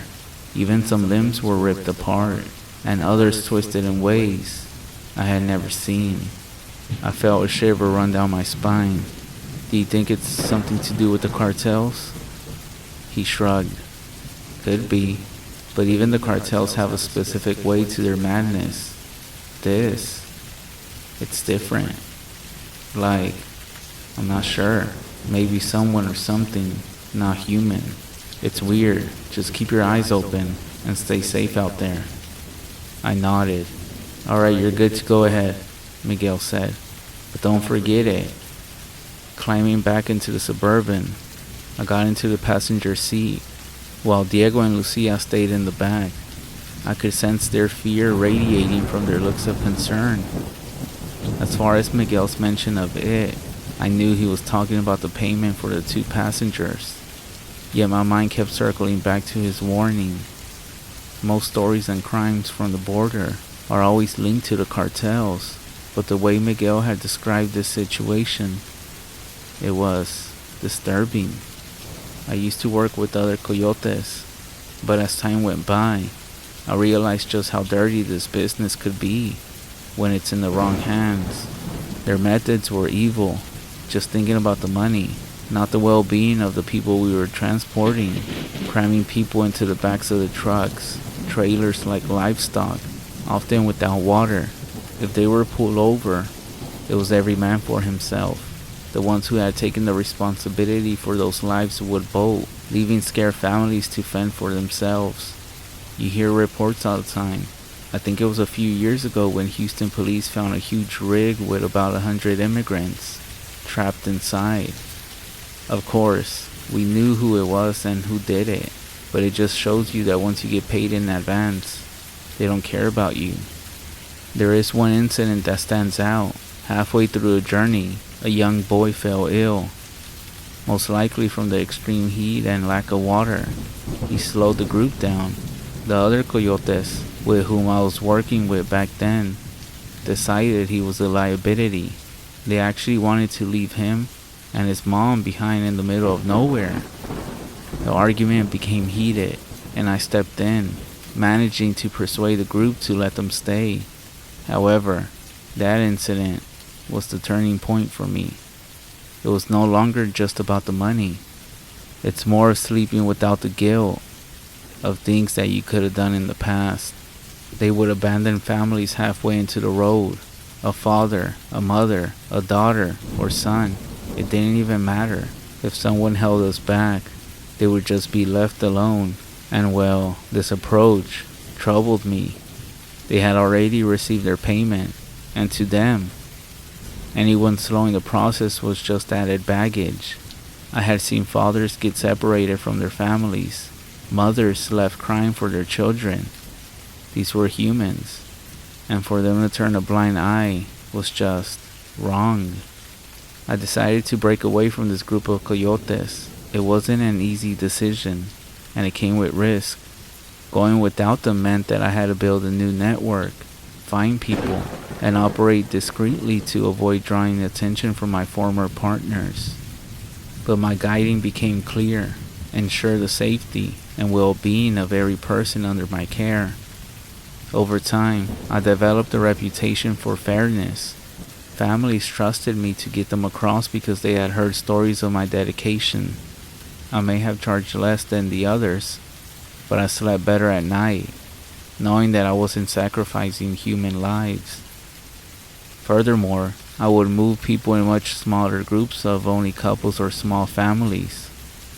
The road was still dangerous, but now I had a plan. I was determined to make every journey as safe as possible. If a situation got risky at some points, we would stay in place for days until it was clear. I would always give the family the most a week to cross. If we didn't make it, I would rather return the payment than to put ourselves and them at risk. However, Miguel wasn't the last piece. The most significant cut went to Bill, a Native American who owned a vast, secluded farmland on the Texas border in Big Bend. His land was the safe passage, the bridge between dreams and reality. He demanded a steep price for turning a blind eye, for sheltering the hopeful souls on their journey. From the 20,000 I collected, only a fraction truly belonged to me. It was a risky venture, but to me, it was worth it. After successfully crossing the border from Ojinaga, the road ahead seemed both promising. The landscape transformed quickly, leaving behind the desert open landscapes and trading it for the beauty of the Big Bend region. This huge wilderness area seemed like the perfect cover. Our plan was to avoid the border towns and the watchful eyes of Border Patrol by cutting through the heart of Big Bend National Park. This road would lead us straight to Plata, Texas, where Bill was waiting. As we drove through, the landscape began to shift, a dense, small woodland between the mountains. This now meant that we were in the heart of Big Bend National Park. The natural beauty surrounding us was a testament to the park's untouched wilderness. However, with this beauty came an eerie silence, broken only by the sounds of our vehicle and the occasional rustling of leaves or distant animal calls. As Carlos drove ahead through the forest area, the dim glow of the dashboard was lighting up the interior. Carlos, always running his mouth, had been rarely quiet for a while. I took a deep breath and broke the silence. You remember what Miguel mentioned about those bodies they found in areas like this? I said, trying to bring in a little humor. Carlos took a deep breath. Yeah, even I heard rumors back in Ojinaga, but I brushed them off. I thought they were just that, rumors. However, I seen rumors that some of the local ranchers have stumbled upon bodies not too far from here. Not just any bodies, but ones that, well, they weren't right. I frowned. What do you mean? Torn apart. Some of the older folks in town were saying something about old legends, things that roamed the woods, especially near the border, Carlos said. You're talking about a chupacabra, aren't you? Carlos hesitated, then nodded. Among other things and rumors, but whatever it was, it has people scared. Even the bravest of coyotes are steering clear of certain roads from what I heard. I never encountered anything around here though. Man, why did you have to bring up those stories now? This place is already scary enough. I smirked, just trying to lighten up the mood. He chuckled nervously. Well, it's not working, carnal. As we were driving, every so often, the sounds of birds, I guess, echoed all around us. All the noises of the nightly critters could be heard with the steady hum of the Suburban's engine, until suddenly, the engine sound turned into a sputter, groaned, and then after one last cough, fell, silent. We knew that even though we were far from the border, we weren't safe. The 100-mile border law meant that patrols could stop and search any vehicle within that radius, hoping to catch people just like us. As the vehicle came to a stop, I looked back at Diego and Lucia. I could see Diego's grip on his daughter strong. Again, I could see fear in their faces. Carlos then said, "Let's see what's wrong. Grab the lights out the glove compartment." I grabbed them and gave one to Carlos, and then the two of us stepped out into the darkness. The night was dark, with only the lights of the stars and the moon above. There were no street lights here, no signs of people. We were alone. I held a flashlight while Carlos popped the hood, revealing a bunch of hoses, wires, and metal.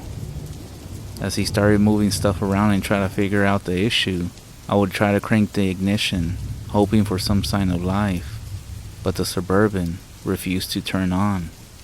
Feeling the weight of the situation, I approached the back to reassure Diego and Lucia.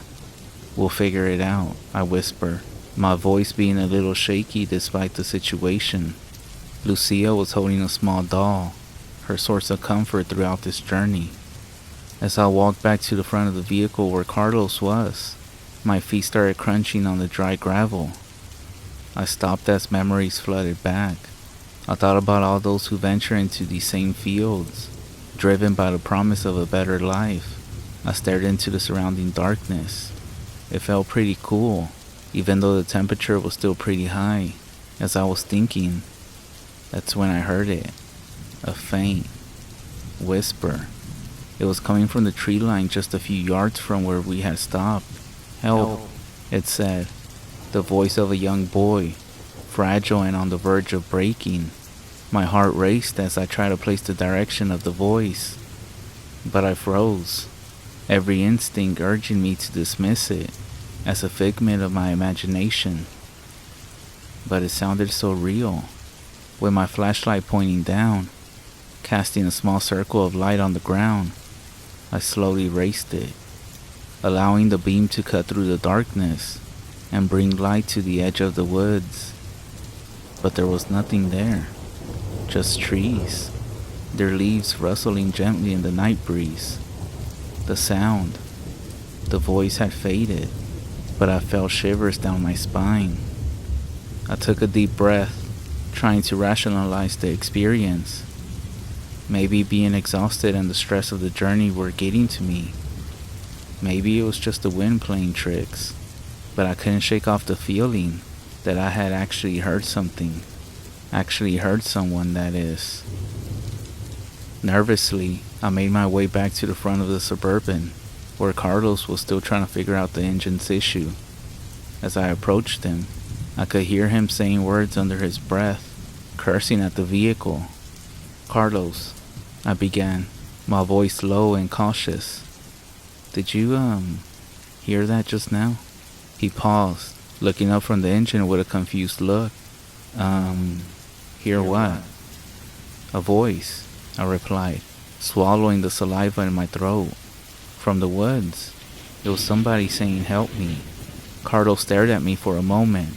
The thought of hearing a voice was both scary and unexplainable. "Ya no andes chingando, cabrón. Stop fucking around, dude," he said. We both stood still in silence, with only the calls of the night critters and the trees making sounds. The weight of our situation, combined with this experience, made the night feel even more scary. While waiting for the engine to respond, Carlos and I leaned on the vehicle's frame, both of us trying to plan out our next step. "Well, Bill's farm isn't too far from here," Carlos said, wiping the sweat from his face, even though it wasn't that hot. "If the Suburban doesn't start, we could possibly make it on foot in a couple of hours." I nodded, processing the idea, as it was our only option. With a heavy sigh, I made my way to the back of the Suburban, deciding to discuss the possible plan with Diego and Lucia. As I was walking back, I kept looking at the tree line to see if that voice would call out again. I'm not sure what I was looking for, but even if I did see something, I didn't know what I was gonna do. It didn't help that everything was pitch black, as I could only distinguish a few things because of the moon, but overall, everything was dark. I found Diego and his daughter together, their eyes showing a mix of hope and nervousness. "Hey, listen," I began. "If we can't get the vehicle going, we might have to walk the rest of the way to Bill's farm. It's not too far. However, we would have to cross through this small patch of woods right here." Diego sat still for a while, and then he nodded, bringing Lucia close to him. I could see the weight of responsibility that he carried for his daughter, trying to protect her and provide comfort. I continued, "It's gonna be a long walk, but I promise you, it's safe." After talking with Diego about the plan and trying to make sure that they were okay with it, I turned my attention back to the hood of the car and to Carlos. But as I approached the front, the engine was quiet, the hood was still up, but Carlos, who was just there moments ago, was now gone. A rush of panic went through my whole body. The area was silent, except for the distant chirping of crickets. This is the reason drivers get paid, I thought to myself, trying to use my sense of humor to overcome the fear. Every story, every warning about the dangers of these roads rushed back to me. "Carlos," I called out. The weight of silence bore down on me, making my voice actually sound low. I took a few steps in front of the Suburban, shining my flashlight around. There was no trace of him.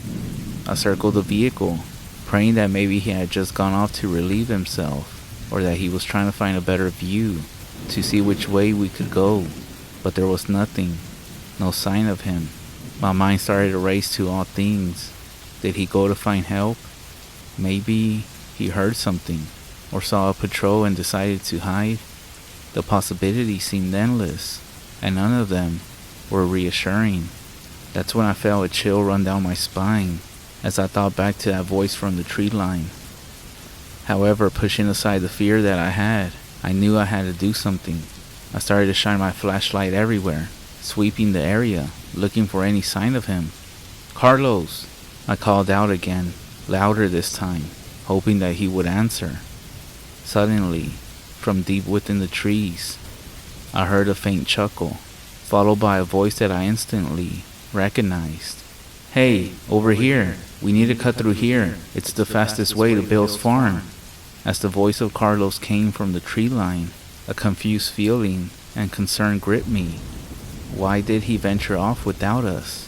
What could have possibly made him go disappear into the dark woods? Without a word, that is. I squinted my eyes, trying to make out more than just a faint shadow of Carlos against the trees, but the trees and the night sky covered him. The weight of bearing bad news was never easy, but I had no choice but to tell Diego that we would have to walk. As I turned, I was met with an unexpected sight, causing me to leap back in shock. Diego was standing there, inches from me, with Lucia clutching his hand. My heart raced, and a rush of adrenaline left me. "Geez, Diego, don't sneak up on me like that, man," I said, with my voice slightly shaky from the sudden surprise. Diego raised an eyebrow, a mix of concern on his face. "Hey, sorry," he replied with a grin. "Didn't mean to scare you." "It's alright, just give me a bit of warning next time, alright?" I nodded towards the direction of the trees where the voice of Carlos had come from. "Hey Diego," Carlos has gone up ahead, trying to sound as confident as possible. Diego, with a confused look. "But why?" Without telling us a thing. Why would he do that? "I'm not sure, man," I replied, but I heard his voice from the trees right there. "I know he's waiting, so we should hurry up and regroup with him. Bill's farm isn't far, and we can make it if we move quickly. Let's go get the backpacks from the sub, and then we'll start walking towards the woods." As we went back to the Suburban, everything just seemed off. As we started walking a few feet to where I had seen Carlos by the tree line, that's when I heard it, another voice. "Hey, ¿a dónde van? Where y'all going?" It was unmistakably the voice of Carlos again, but this time it was filled with confusion. I turned sharply in the direction of the second voice, my flashlight revealing the familiar face of Carlos, looking just as confused as I was. As I looked back towards the tree line where the first voice had come from, there was nothing. No sound, no movement, just the stillness of the night. Diego stepped in front of me, with his voice shaky. "What's going on?" Carlos, now clearly behind us standing by the hood of the Suburban, looked at the tree line with a suspicious look. "Hey, I just went to the trees to take a leak. I heard someone call out, and I thought you guys were leaving without me." The confusion hung heavy in the night air. My heart started to race, trying to process what just happened. "Hey, get back in the vehicle," I said, and my voice mixed with fear and urgency. I heard the voice of Carlos, coming from that way that we were just gonna go. Carlos interrupted, his voice with concern. "Hey, I wasn't anywhere near until now. We need to get out of here before somebody finds us." Nodding in agreement, I said, "Alright, let's all stick together. Nobody leaves the vehicle. And Carlos, if you think you can fix it, let's get out of here as quickly as possible." "I think I know what's wrong with it. I was thinking about it when I was out there taking a leak," said Carlos, as I rushed Diego and his daughter to get back inside. Carlos got underneath the hood and told me to try to start cranking. I then got inside and saw Diego and Lucia in the very back, looking nervous. I cranked the vehicle and the engine came to life, breaking the long silence that was around us. A wave of relief flooded through me as I realized that we wouldn't have to walk through the woods. Carlos emerged from under the hood, his hands smeared with grease, but with a smile on his face. "You're gonna find this crazy, but it was a loose wire. It should hold up now though," he said, wiping his hands on a rag. We stepped to the front of the vehicle, and I asked Carlos if this should hold up at least until we get to Bill's farm. He said it should, but we'll have to look into it as soon as we can. As we closed the hood of the sub, that's when we saw it. There was a dark figure, standing along the shadows of the tree line. A chill ran down my spine as the silhouette began to get revealed more, and just like that, a voice echoed, calling out, "Help me." Carlos and I stared at each other without saying a word. driven by fear. We sprinted back inside the Suburban. As we got inside, my heart started to pound against my rib cage. Carlos floored the gas, but I couldn't help myself. I turned my head to see through the passenger mirror. The figure was distorted, and it was starting to move. Actually, no, it was twisting as it attempted to walk, with its form growing smaller in the distance as we drove away. That fucking voice, Carlos, I whispered, trying to make sure that Diego and Lucia didn't listen. It's that same fucking voice I was telling you about. Carlos glanced over at me, and with a concerned look in his eyes. I heard it as well, when I was taking a piss. Who knows what the fuck is going on here? Breaking the tension, I turned to face Diego and Lucia. Bill's farm is just ahead. I reassured them, trying my best to make sure they didn't question our looks of fear in our faces. The good thing is that the windows in the back of the Suburban were dark, so I know it was impossible for them to see out back. How much longer till we get to Bill's farm, Carlos? About 20 more minutes if this damn sub doesn't break down again, he responded. Memories of Bill surfaced, recalling our first meeting at a cultural festival in Texas, an event filled with tradition, dance, and music that celebrated Native heritage, a moment where cultures intersected, bridging gaps and understanding each other. I met Bill during one of these cultural festivals in the heart of Texas. The festival aimed to showcase a fusion of traditions, from Native dances and Mexican mariachi music to all types of stuff crafted by natives and Mexicans. Bill actually had a stall there, demonstrating traditional Native American weaving techniques. The fabrics told stories with patterns and colors, speaking stories of their ancestors and the land they called home. Next to him was a group of people performing a traditional Mexican folk dance. The two cultures, so different, yet with so much in common, was fascinating to learn about both. I approached where Bill was at, drawn by a design that, to my surprise, had patterns that I had seen back in Mexico. We began to talk, and I learned that some patterns were universal, representing themes like life, death, and nature, which actually resonates across cultures. Bill, with his welcoming demeanor, expressed interest in my Mexican roots. As our conversation deepened, I learned about the expanse of land that belonged to his family for generations. I shared stories of my hometown in Mexico, the traditions, the festivals, and all the challenges that we faced. Another common thing was that Bill was interested in creatures of lore and legends, some of which had roots in Native American stories passed down through generations. He spoke about a Wendigo, a creature born from greed and transformed into an evil spirit.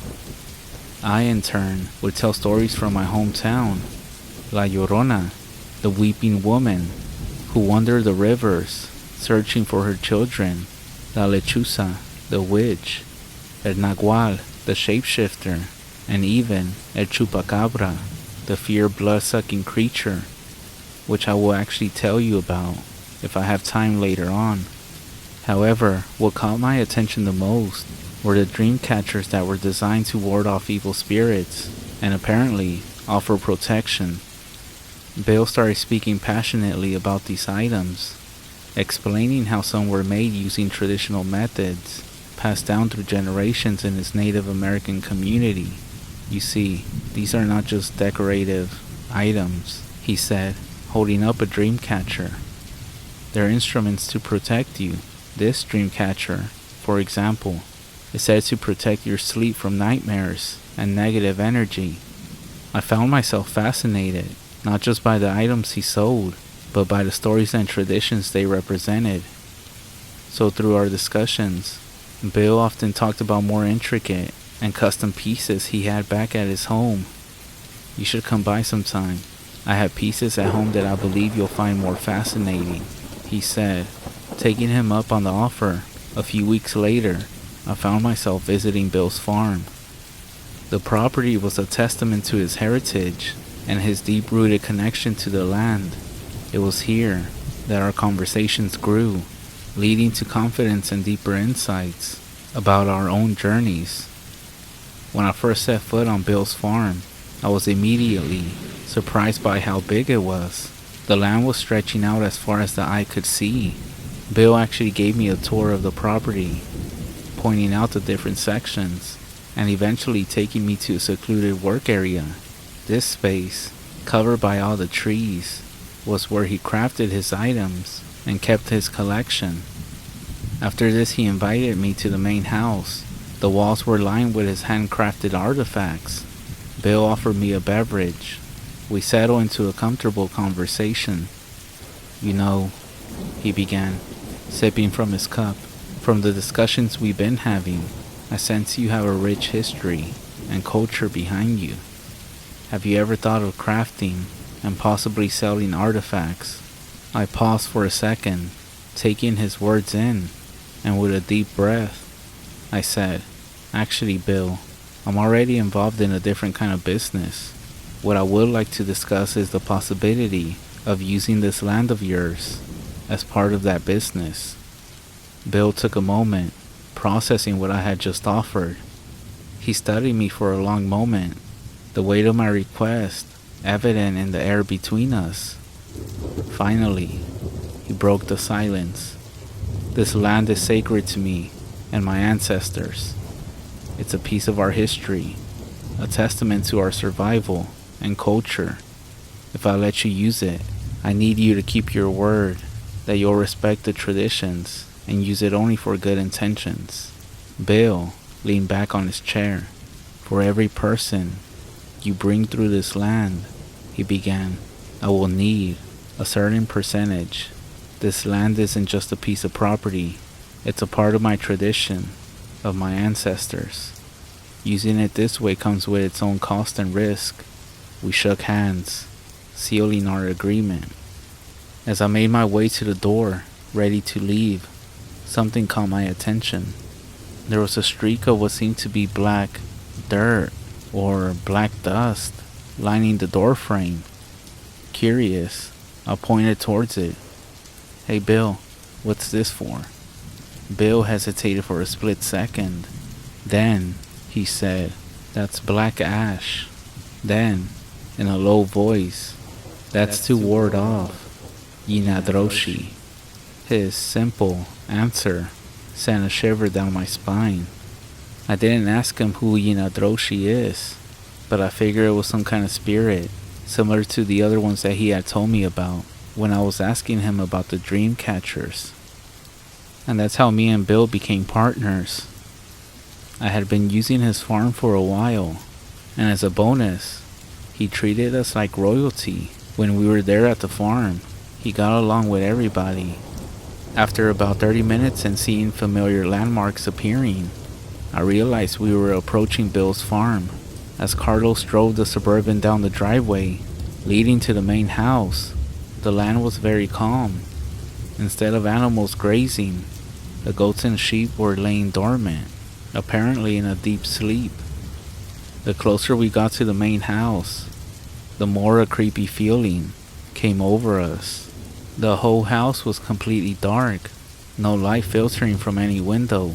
All the normal farm sounds were missing. Carlos brought the Suburban to a stop and said, "Something doesn't feel right," he whispered. I tried to remain optimistic and said, "Maybe Bill just went to sleep early." That's when Carlos pointed to the front door. It was slightly open, swaying gently with the breeze. "Or maybe something's wrong," he said. Suddenly, the stillness was shattered by a distant scream. I reached and grabbed the flashlights. "We need to check this out," I said. Carlos then nodded. As we both got off, I approached the back door and told Diego, "Hey man, we're gonna go inside and see where Bill is at. Stay here and we'll be right back." He simply nodded, still holding Lucia in his arms. As we approached the front door, I noticed signs of a struggle. A broken lamp was laying on the ground, the glass reflecting the moonlight. Tools and a basket of veggies laid on the ground as well. As we entered the house, the beam of the flashlight revealed the living room in a mess. Chairs were overturned, and a framed picture of Bill with his family was laying broken on the floor. Carlos called out, "Bill, are you here?" His voice echoed through the silent house.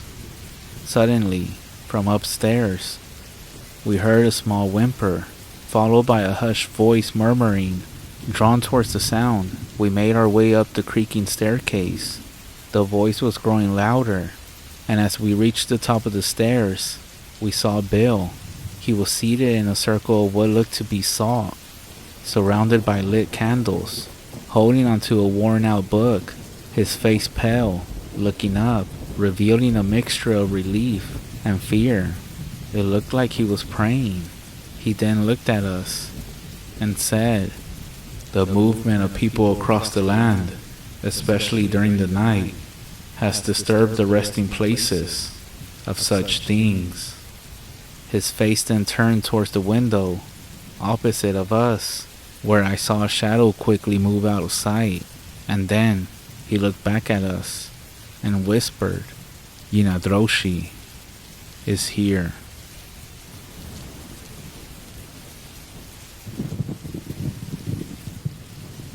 My aunt told me this story. We're actually related by marriage, so she has a whole new set of Skinwalker stories that I would like to share with you. This story took place when she was a child. My aunt's family lived in a community about 20 miles south of Gallup, New Mexico. The area is far different from where I live. My house is surrounded by desert, and you don't really see trees until you move into the canyon. Bread Springs is a forested area, and it's where our story takes place. Like many people on the res, my aunt's family didn't have running water or electricity. In order to get some, they would have to drive into town and pull water back in large containers. The containers are huge and easily fit in the bed of a truck. Her family would place 2 containers on a long flatbed trailer to make the best of each trip. So her family went into Gallup, filled up the containers, and went around town doing other types of business. Back then, seatbelt laws weren't so strict, and so my aunt and her siblings sat in the bed of the truck as they went around town. It began to get dark, and so the family started going back home. Most roads weren't paved, and so they had to drive very carefully because of the trailer as well. The lights of town faded away in the distance, and soon the vehicle was surrounded by darkness. They drove and the kids sat in the back and talked among themselves. However, that was until my aunt noticed something. There was a figure crouched by the furthest water container on the flat bed. The truck wasn't barreling down the road, but it was going at a speed that would be impossible for anyone to run and jump on. My aunt nudged her siblings, and they all paused to look at the dark figure. They all got silent and squinted their eyes to look. It was too dark to really make anything out, so they ignored her and continued to talk. My aunt kept her eye on the figure and pulled hard on the sleeve of her brother when this thing began to crawl over one of the water containers. The kids all stopped and watched in fear as the figure began to move carefully over the second container. My aunt said that the figure looked like a person. However, its limbs were abnormally long. With these long limbs, it was pulling its body closer to the kids. At this point, they began to scream and cry. They banged on the window of the truck. At this time, the creature was reaching for the tailgate of the truck. Due to the huge commotion that was now going on in the bed of the truck, the driver slammed on the brakes. The creature hit the tailgate and fell down in between the truck and the trailer. The driver rolled down the window and asked what was going on. The kids screamed at the driver to go. They weren't sure they were safe until they saw that the trailer moved up and down as if it ran over something large. When my aunt told me the story, I sat in disbelief. She told me she was uncomfortable when it was crawling on the trailer, but true fear rang through her body when she saw its eyes. I asked her what she meant. She said that they were like teddy bear eyes. I didn't quite understand what that meant, until I pressed further. She said that its eyes were shiny. When you shine the light in the eyes of an animal, they reflect back. The brake lights were shining, and whatever they saw that night had eyes that were glowing back.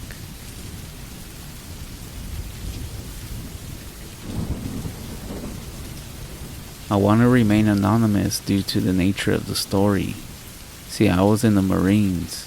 I wasn't in any special forces or anything unique per se. I was just a regular rank and file Marine.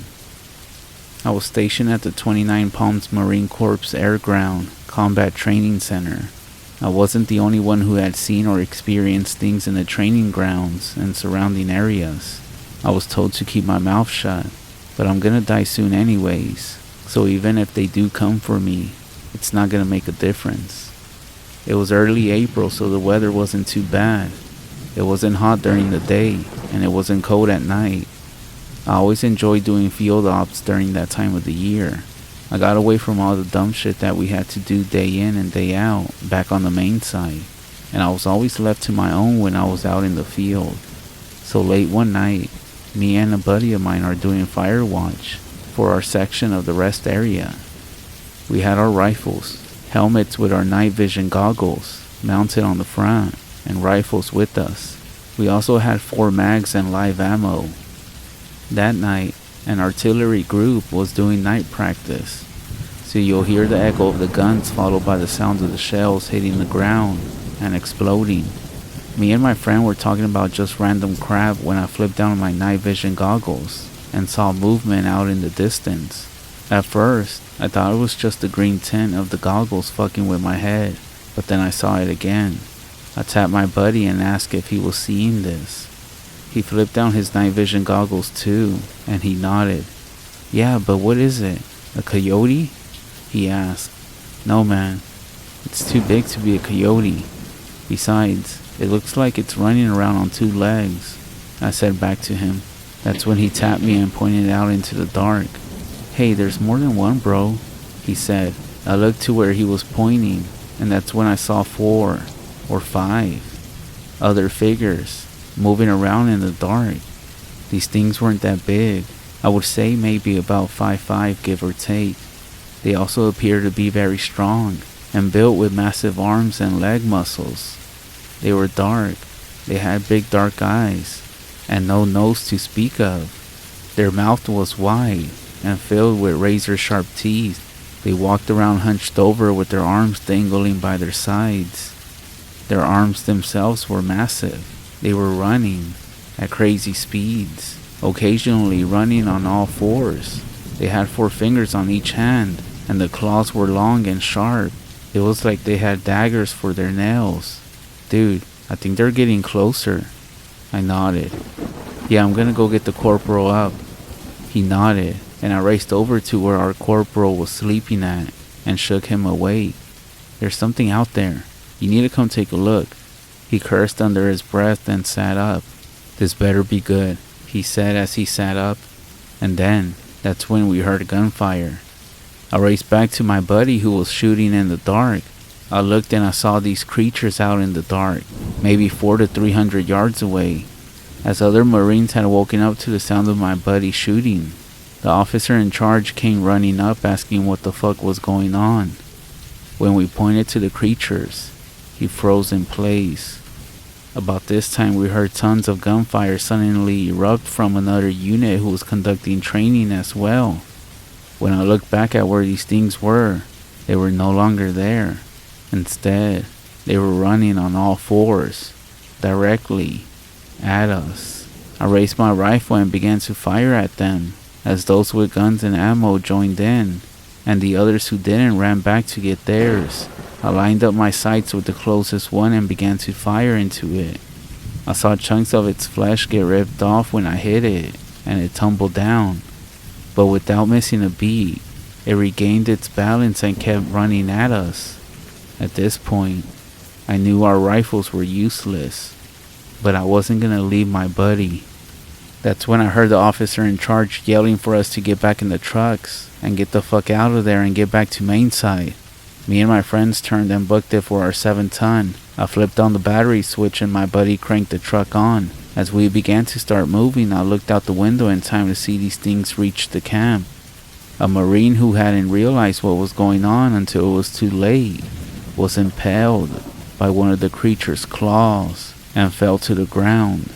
I watched as he tried to crawl away, but this thing leaned over a bit on his upper torso and completely bit off his head with a single bite. As we began to get out of there, I saw a Humvee that had 3 of these things on racing towards it.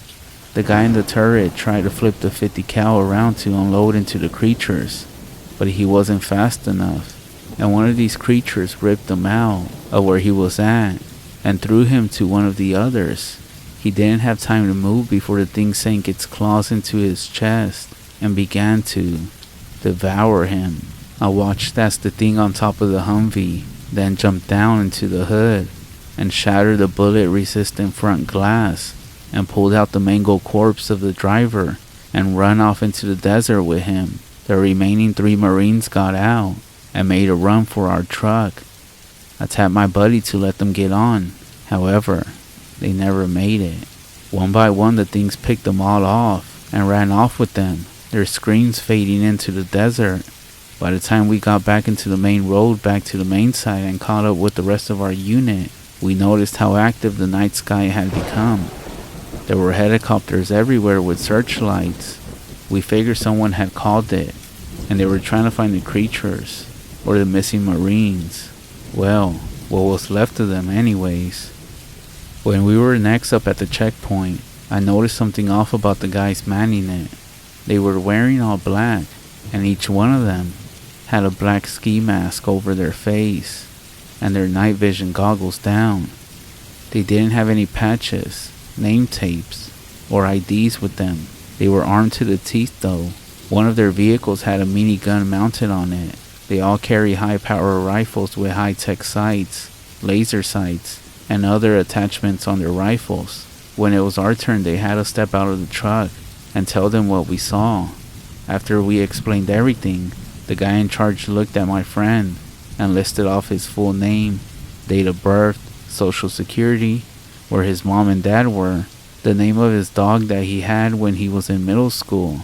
He then looked at me and did the same thing. Once he was done, he looked at both of us. If you ever say a word of what actually happened here tonight, you and your families will disappear for good. Do you understand? We both nodded with our jaws on the floor. The guy had mentioned things that I had never told anyone about. They sent us on back to the main side of the base. I got out about a year after that, but I never went on another field op again. To this day, I still remember that night. When I go to bed each night, I just hope that whoever they were, they killed those things, so no more Marines have to go out like that.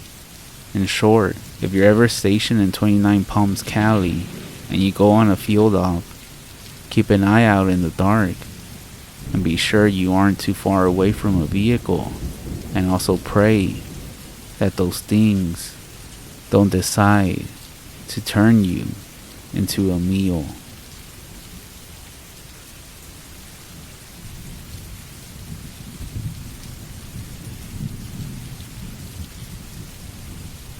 This was told by my childhood's bestie's uncle during a family gathering in the early 90s.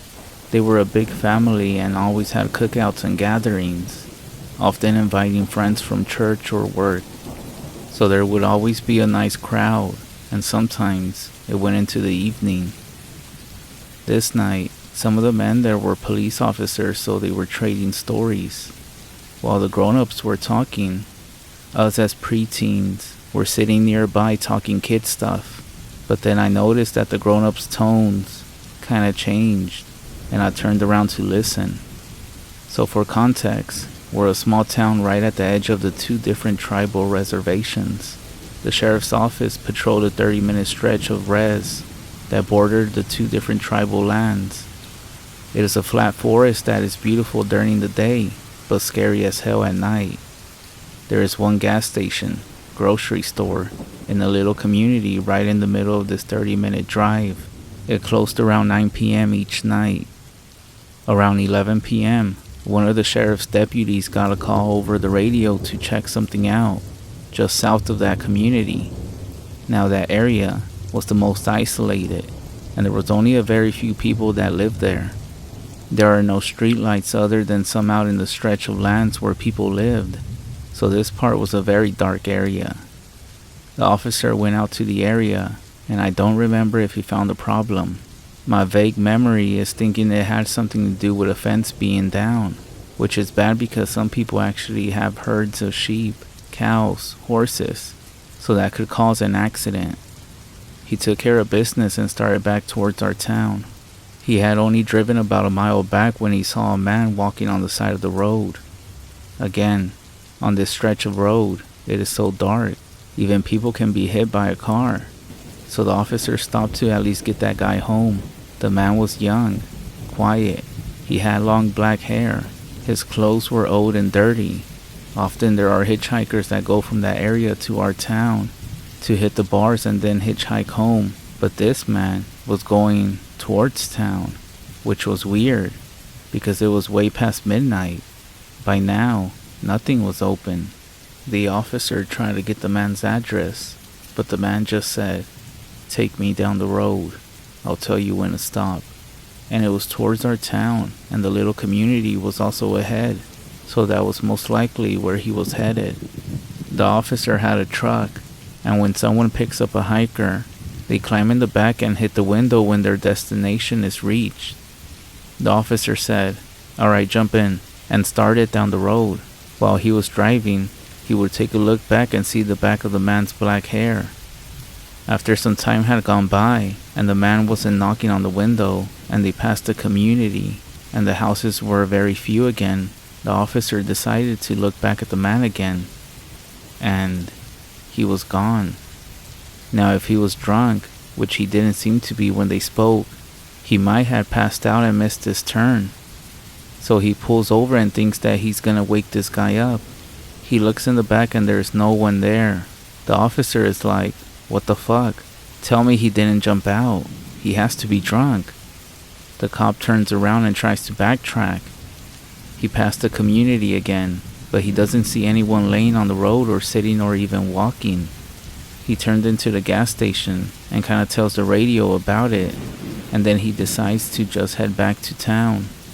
While driving, he says that he starts to hear knocking on the truck.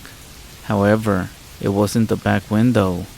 The knocking continues, and he's still driving, but he starts to look in all his mirrors, and he swears he sees a coyote-like figure at the right side of the truck, running alongside of it, on two legs, banging the side of the truck by now. He is going about 55 to 60 miles per hour, and at this point, this thing didn't look like it had any issue, running right next to the truck, hitting it. The officer swerved and overcorrected, but gets control and stops.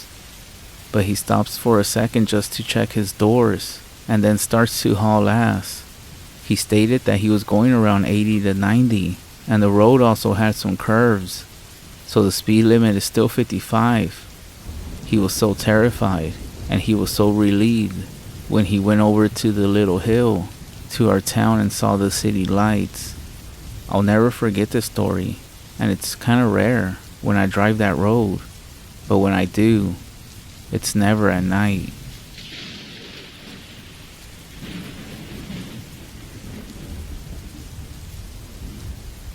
This happened to me about 8 years ago, but surely something I'll always remember.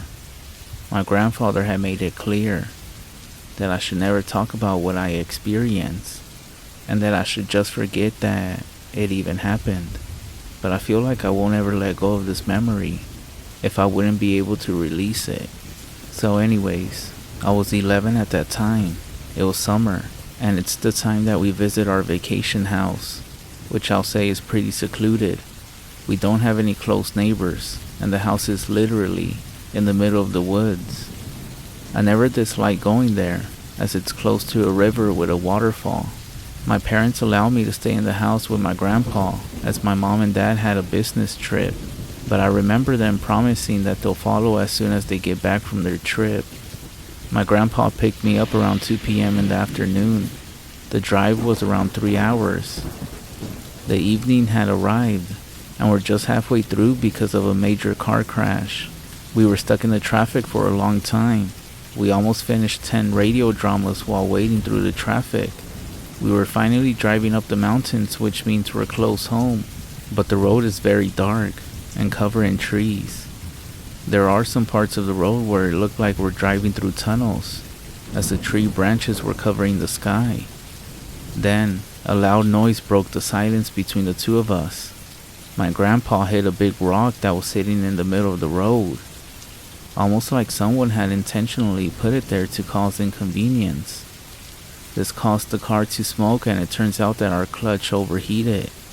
My grandpa then decided that we would spend the night in the car, as he was very tired, and he's not very good at driving in the dark. I was also very tired, so I was ready to fall asleep. My grandpa said that he'll get his pillow and flashlight at the compartment of the car. I was listening to him move and arrange our stuff, and then I fell asleep. I wasn't sure how long I had been sleeping, but I got woken up from a sound of scratching under the vehicle, almost like someone had a rock and was writing something under their car. I was 100% sure that I was gonna forget it and just sleep in. But as I moved my eyes, I saw one small dash of light in this dark-ass road. It was my grandpa, facing a tree. He was pointing his flashlight in the total black of nothing. I thought he also heard that scratching sound and he was looking for it. I was about to get out of the car to call him, telling him to get back in because I'm scared shitless. But suddenly, I noticed that his neck was very long, and it had a patch of hair running through his whole neck. I knew something fucked up was going on, so I started looking around the car. I panicked, and there I saw my grandpa, covered in blankets, sleeping at the back of the car. I quickly woke him up and told him what I saw. He dismissed it, saying that maybe I was just dreaming, or that I was tired, but I knew he was also scared from what I just told him, and he tried to stay calm so I wouldn't panic. Just a few minutes later, the scratches were back and it got louder, and there were also weird noises under the car, almost like someone was smashing their hands under the vehicle. I was panicking. My eyes were filled with tears to the point where all my eyesight was all blurry, and my head hurting from all the anxiety. However, this time, my grandpa heard everything. He was awake. He said there might be squirrels or rabbits under the car, and he'll go check it out, which I quickly opposed as I seen the stuff on scary movies, and it never goes well. And I was also scared to be left in the car. As soon as he opened the door, the flashlight, where whatever that thing I saw in the woods lit, it was laying on the floor. The light was facing our car. Then, I heard the scariest sound I ever heard in my life. It was my mom's voice singing, but we both knew that whatever that thing isn't my mom. The voice sounded disgusting and distorted. The voice was strange, and it sounds like it was pretending and trying to imitate the human language. The voice lasted for 1 minute, and the last part sounded so terrifying as it sounded like it was shrieking from pain, but almost like laughing at the same time. My grandpa closed the door, locked all of them, and sat in the driver's seat. He was shaking. We shared eye contact. He was so pale, and he looked so fucking terrified. We were both sitting in pure fear and silence, as the radio signal isn't that clear around that area. And then, at that same moment, my grandpa decided to drive back home, and he told me to forget everything that happened and to start praying every night.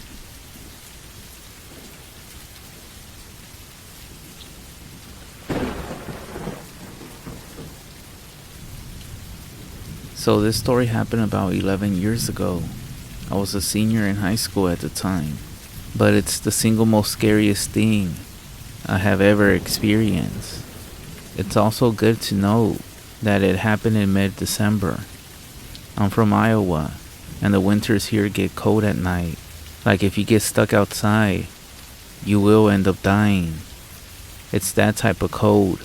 That plus the snowfall makes everything dead silent.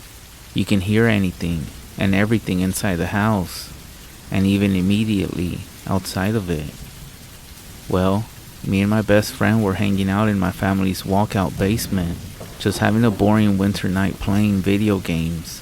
We were also the only ones home.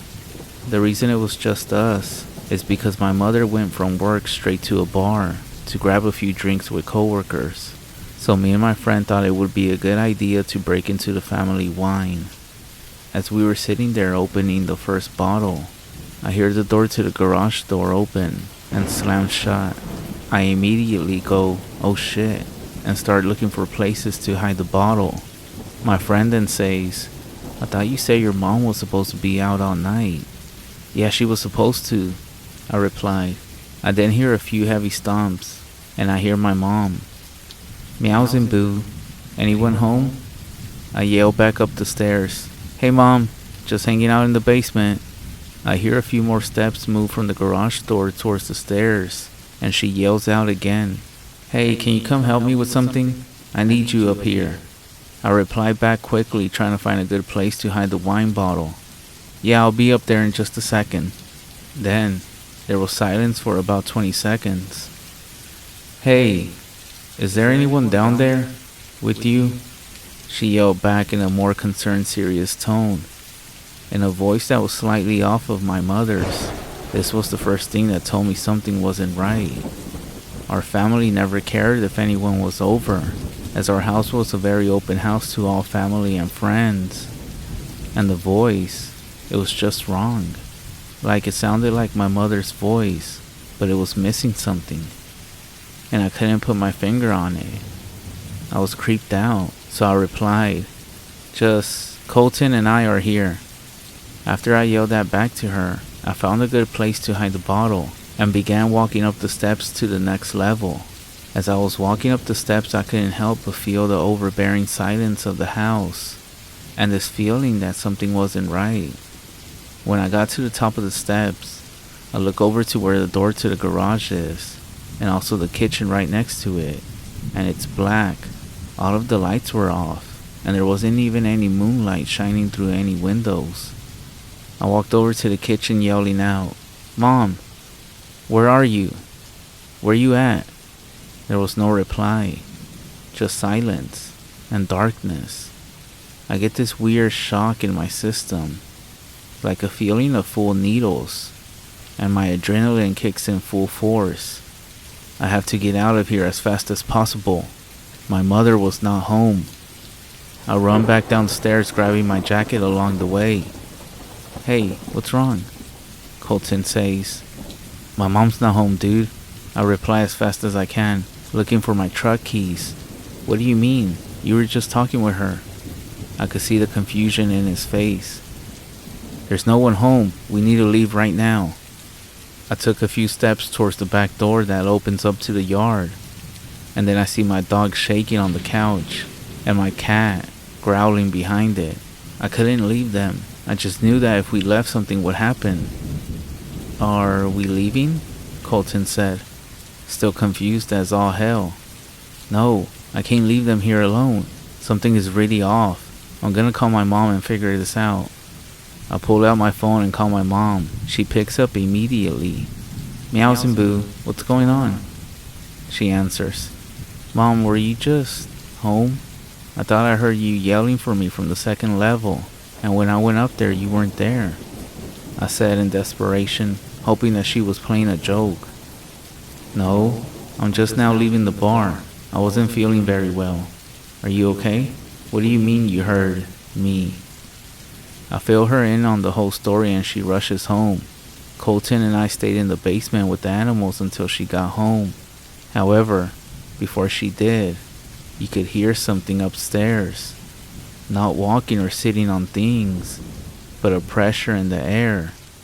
I know this is weird, but it felt like what I would describe as a black hole was slowly moving from one room to the next.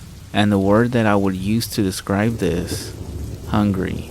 When she got home, you could feel this thing just leave, just as quick as it came.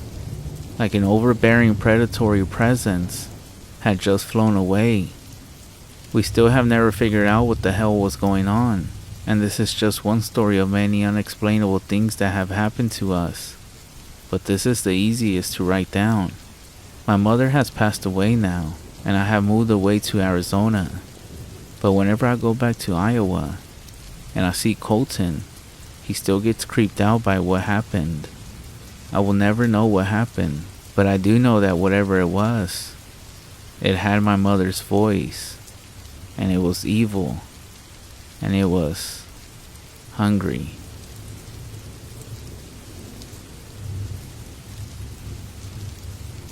This is going to be short because this just started happening in the last 5 days. There really isn't much background story except that my brother has been acting weird since he got back from a sleepover at a friend's house 6 days ago. By weird I mean distant, quiet, and most important, his presence in our house has felt off and a little strange, like it doesn't feel like him anymore. You know when your parents had a friend over, except to you, he or she is a complete stranger, and whenever you're in a room with them or near them, you feel uncomfortable because they're actually someone that you don't really know, so you can't speak to them or find it difficult to make conversation. That's what he feels like. 5 days ago, I woke up at 3:45 a.m. and looked at my door. It was slightly open, and I could see my brother standing there, grinning. This of course scared the shit out of me and made me jump. I walked out and turned the hallway lights on, and that's when I noticed that his eyes were shut, but he was still grinning and breathing very lightly. I quickly jumped to the conclusion that he's just sleepwalking, so I led him back to his bed and left. I didn't talk to him about it the next day because I thought it was a one-time thing. I didn't wake up on the 4th day, but it's safe to say that he was standing there staring at me. 3 days ago, I woke up and saw him standing there again. This time the door was fully open, and he was grinning from ear to ear. Now call me paranoid, but I'm 98% sure there was someone or something, a presence maybe, behind him. 4 a.m. and he went back to sleep. I wasn't home on the 2nd day, so nothing happened to me except for a weird dream where I was in a bedroom and he was in the corner, grinning with his eyes wide open. However, last night, that was the scariest. I woke up at 3:20 and I noticed him standing there again. This time, he was smiling. His teeth were visible, except it was an inhuman smile. It looked like his teeth were those of a shark and spread across his face in an unnatural manner. Everything was silent. My window was flapping from the wind, but I couldn't hear anything. It felt like I was in a void. Then he started to creep up slowly towards me, and I tried to move, but I couldn't. I literally could not move my body or my head. It was like a force on my chest holding me down, and my hands and legs being held down. I couldn't close my eyes or even say anything. I just slept there in fear, like I had never felt so scared in my life. In my head, I knew it was my brother, but it didn't feel like him. I felt like I was gonna die. He got up to my face, and I mean dead center, and he just stopped there and looked at me. His eyes were not open, but fuck me, it felt like they were. His breathing got heavier and heavier. I started crying. I mean actual tears from being scared dripping down my face. 30 minutes. We were like that for 30 minutes, but it felt like hours. Close to 3:55 a.m., he stopped, and the expression changed to that of an evil look again. He clenched his fist and punched me on my face in a hammering-like motion and caused my nose to bleed. Like he was punching me on my face and I couldn't move or scream or do anything, so I just laid there and took it. I won't forget what he said. He came up to my ear and whispered, "You're gonna die in this house." Then went back to his room. The second his door closed, I felt this surge of energy and I jumped out of bed and fell on the ground. I was panicking and breathing heavy. I didn't know what to do. I went into the bathroom and cleaned myself up by washing blood off my hands and nose and went downstairs. I sat there all morning until everyone was up. I fell asleep on the sofa and I didn't see him leave, but I saw him come back, but he went straight to bed. It's 2 a.m. right now, and I'm sitting in the living room with the lights on, the TV on, and I'm on the laptop just waiting. I'm not sure what's gonna happen, but I'll let you guys know.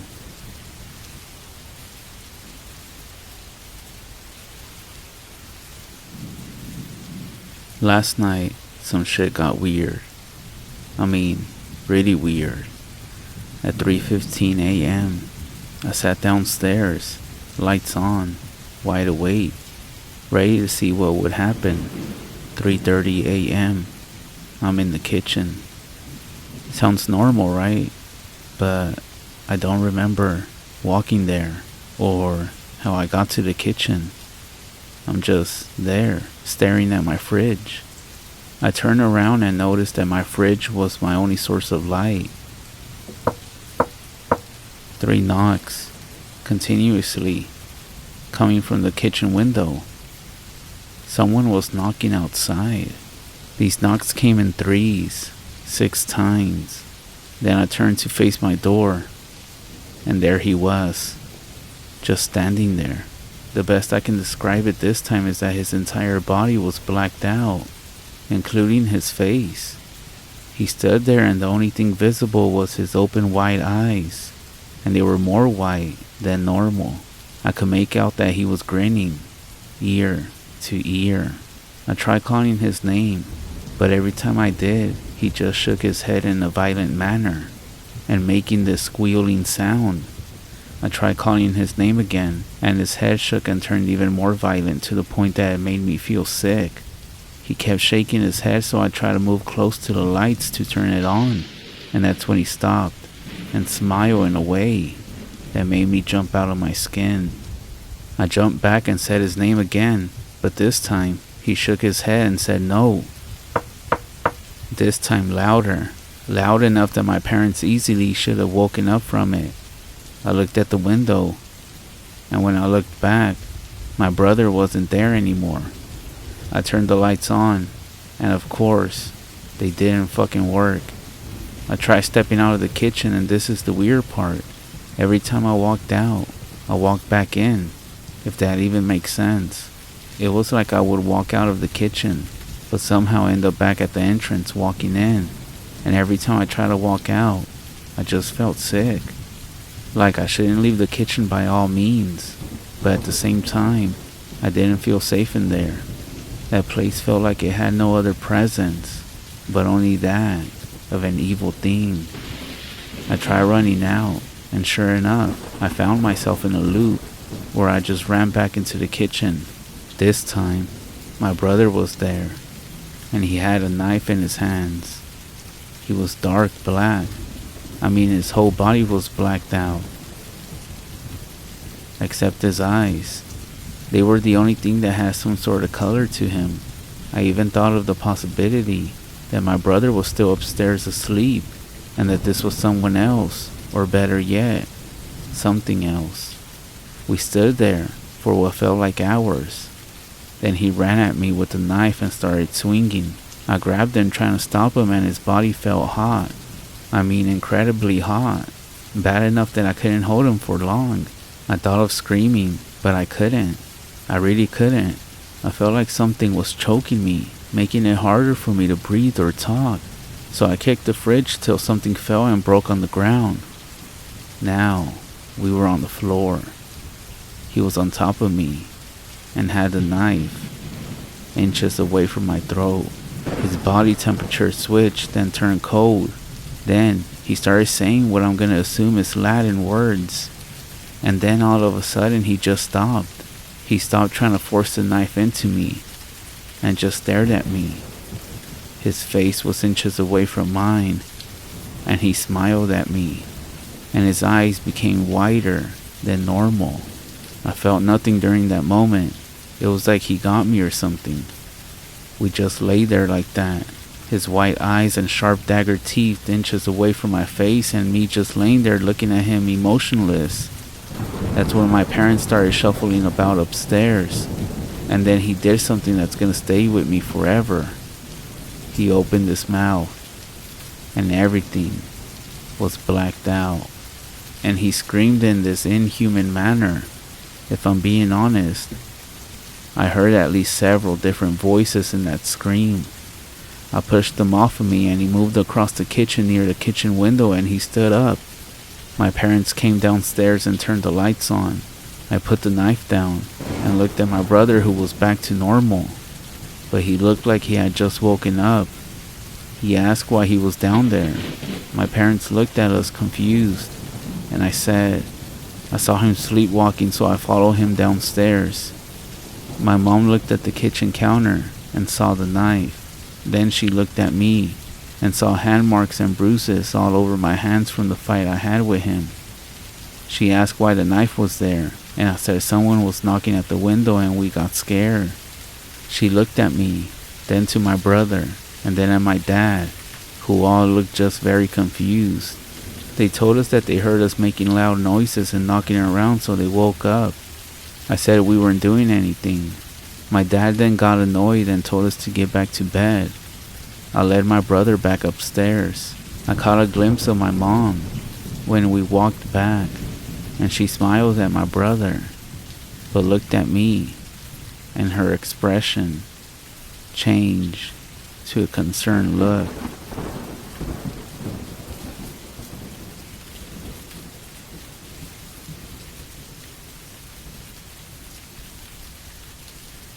The one and only time I went hunting was with my father when I was 11.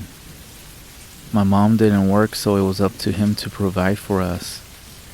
My entire life he worked more than he was at home. When he did come home, he would drink in front of the TV, too exhausted to do anything. The years crept up on him, and he finally noticed how old I had gotten, and how I was already shaping up to be a disappointment in his eyes. I was small for my age. I stayed inside to read instead of playing sports. My body was so frail I got sick often. When he finally truly looked at me for the first time, he didn't recognize the son that lived in his house. Therefore, he thought that hunting would be the answer.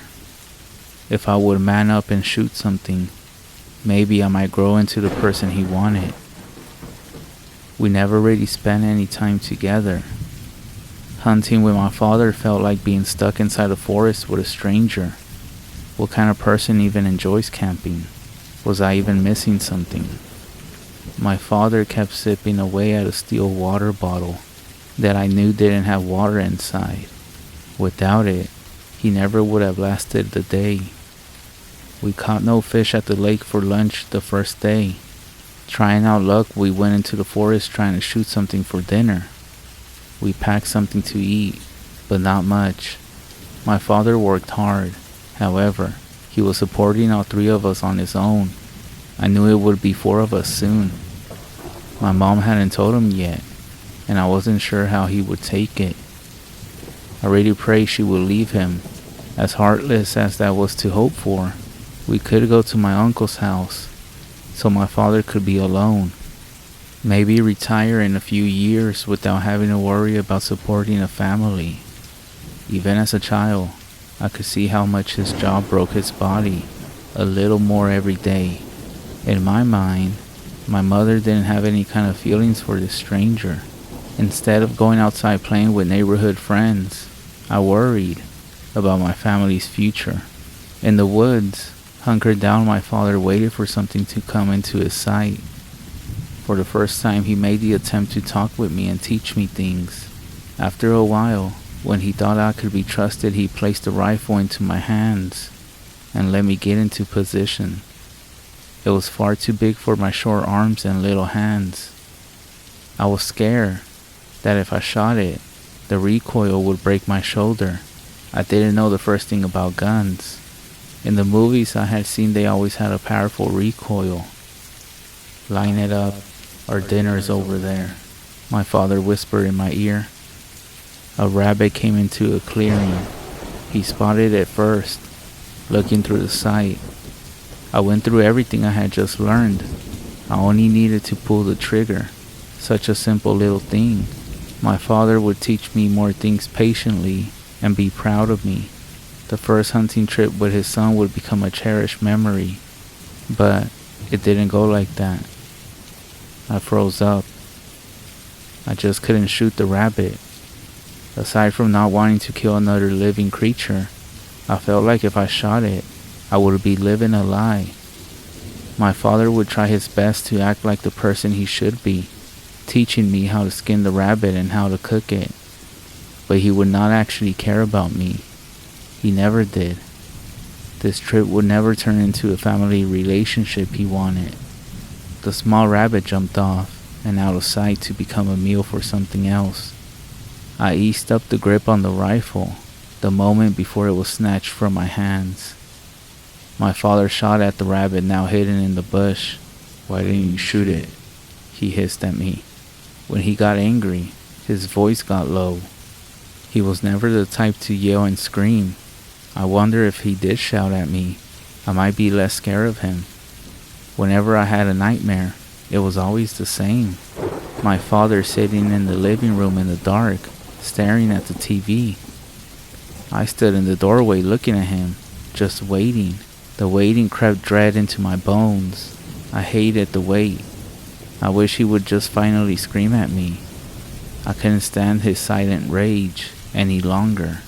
"Go back to camp. You're useless." Those words should have done nothing to me. After all, this man wasn't my father. Not really. He was a stranger.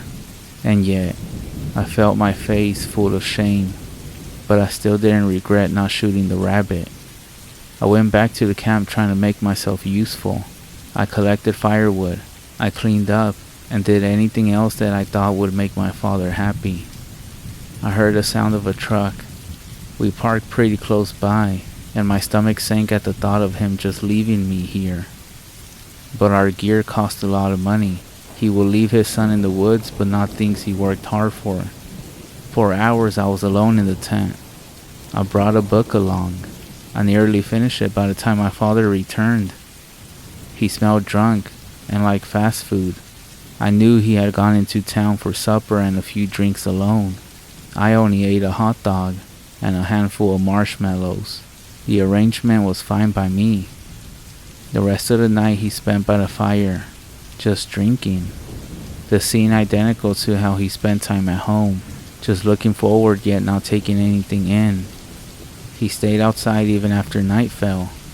I went back into our tent trying to sleep, finding it impossible. I thought about how things would change when my new sibling came, if they ever made it to that point. I feared that my father would try to make sure that he didn't have another mouth to feed. I wanted nothing more to get away from that man, even though in a way, he had never done anything to me. The nothing made me feel as if something was coming. At some point I fell asleep, but some rustling outside woke me up. In my drowsy state I sat up hearing my father's voice outside. "Take him, please." Not me. He was crying. The man that I didn't know a thing about was crying. His voice was very faint, as if far away, more begging and pleading until I heard something that made me scramble into the corner of the tent. He finally broke the silence, and the noise I always dreaded came. He screamed, and just kept screaming as if his life depended on it. Clutching my knees to my chest, tears came to my eyes as I could do nothing but listen.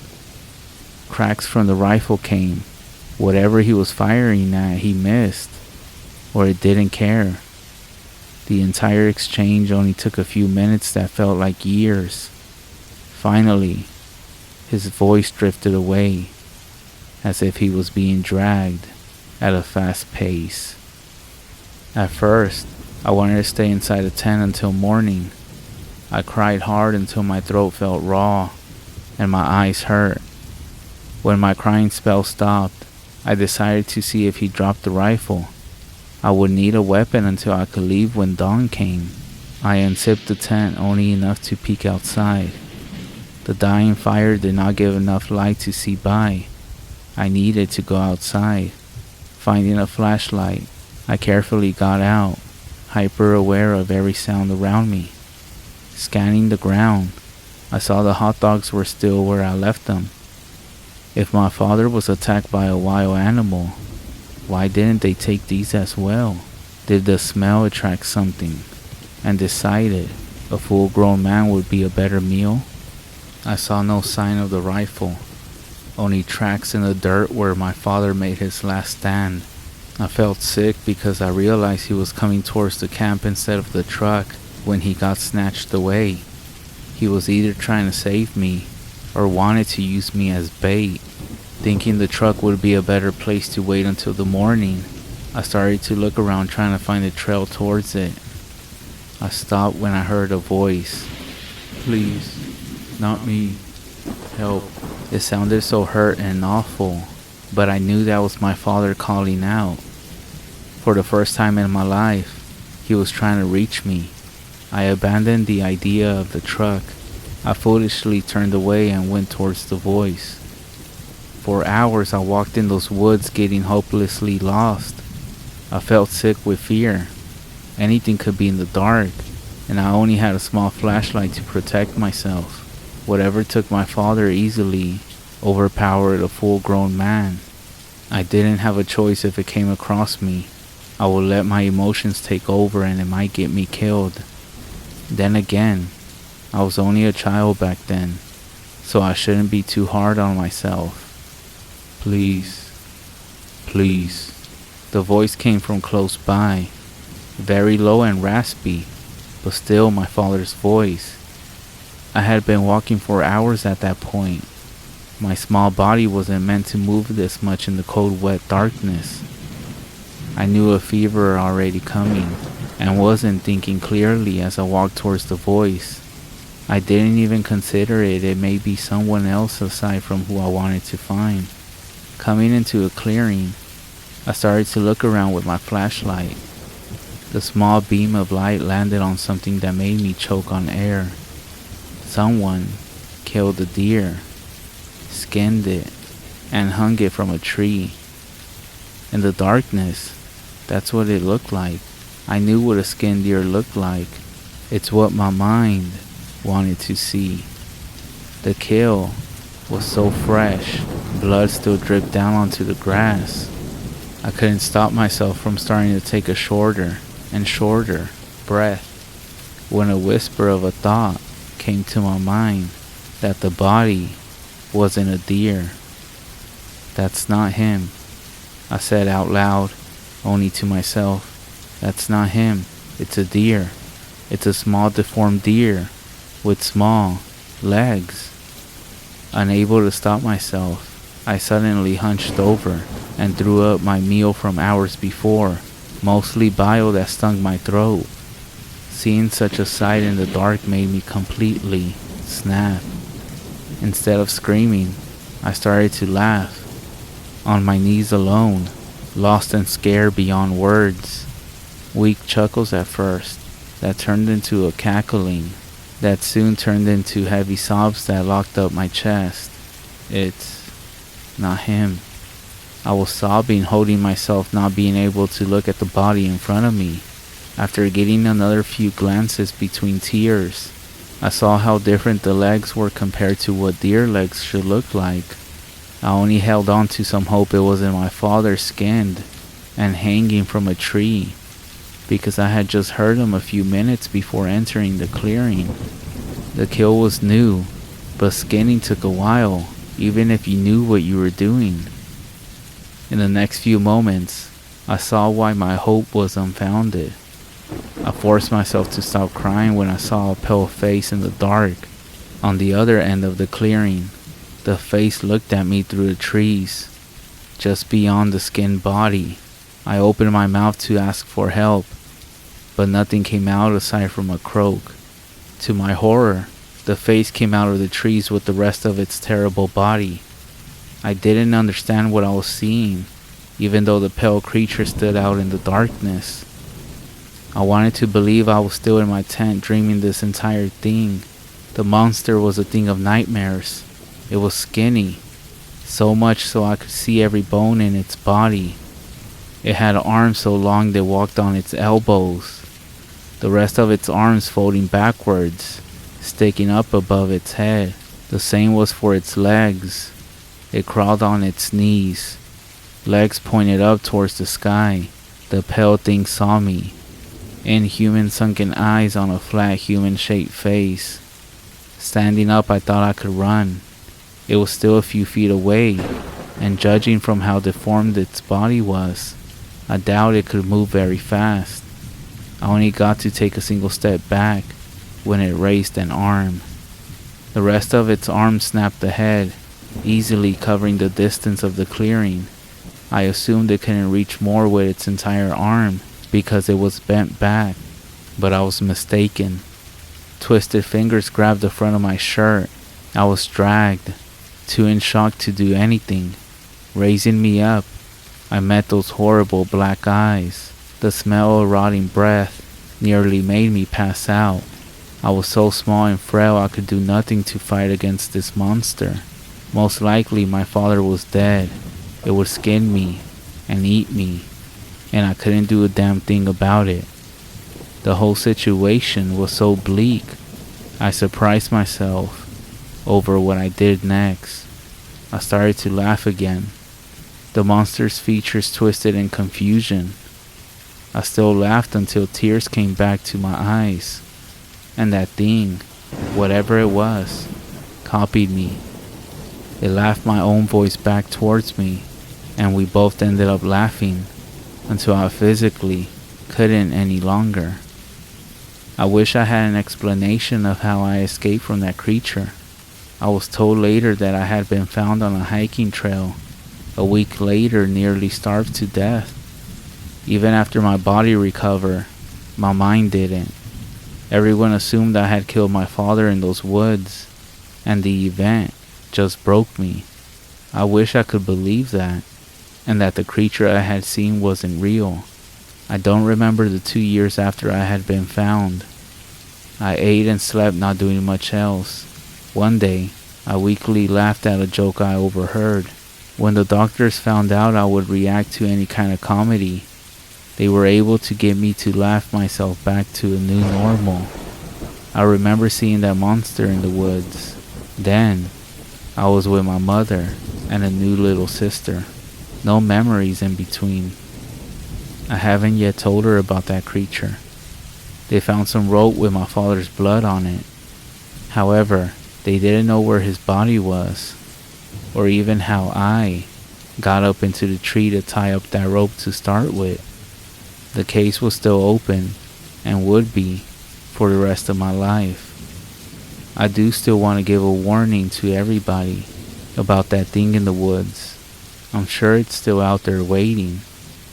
I don't know why it let me go. Maybe it was thankful I had given it the perfect voice to draw in others towards it. So if you ever go into the woods and you hear a child laughing, don't go towards it.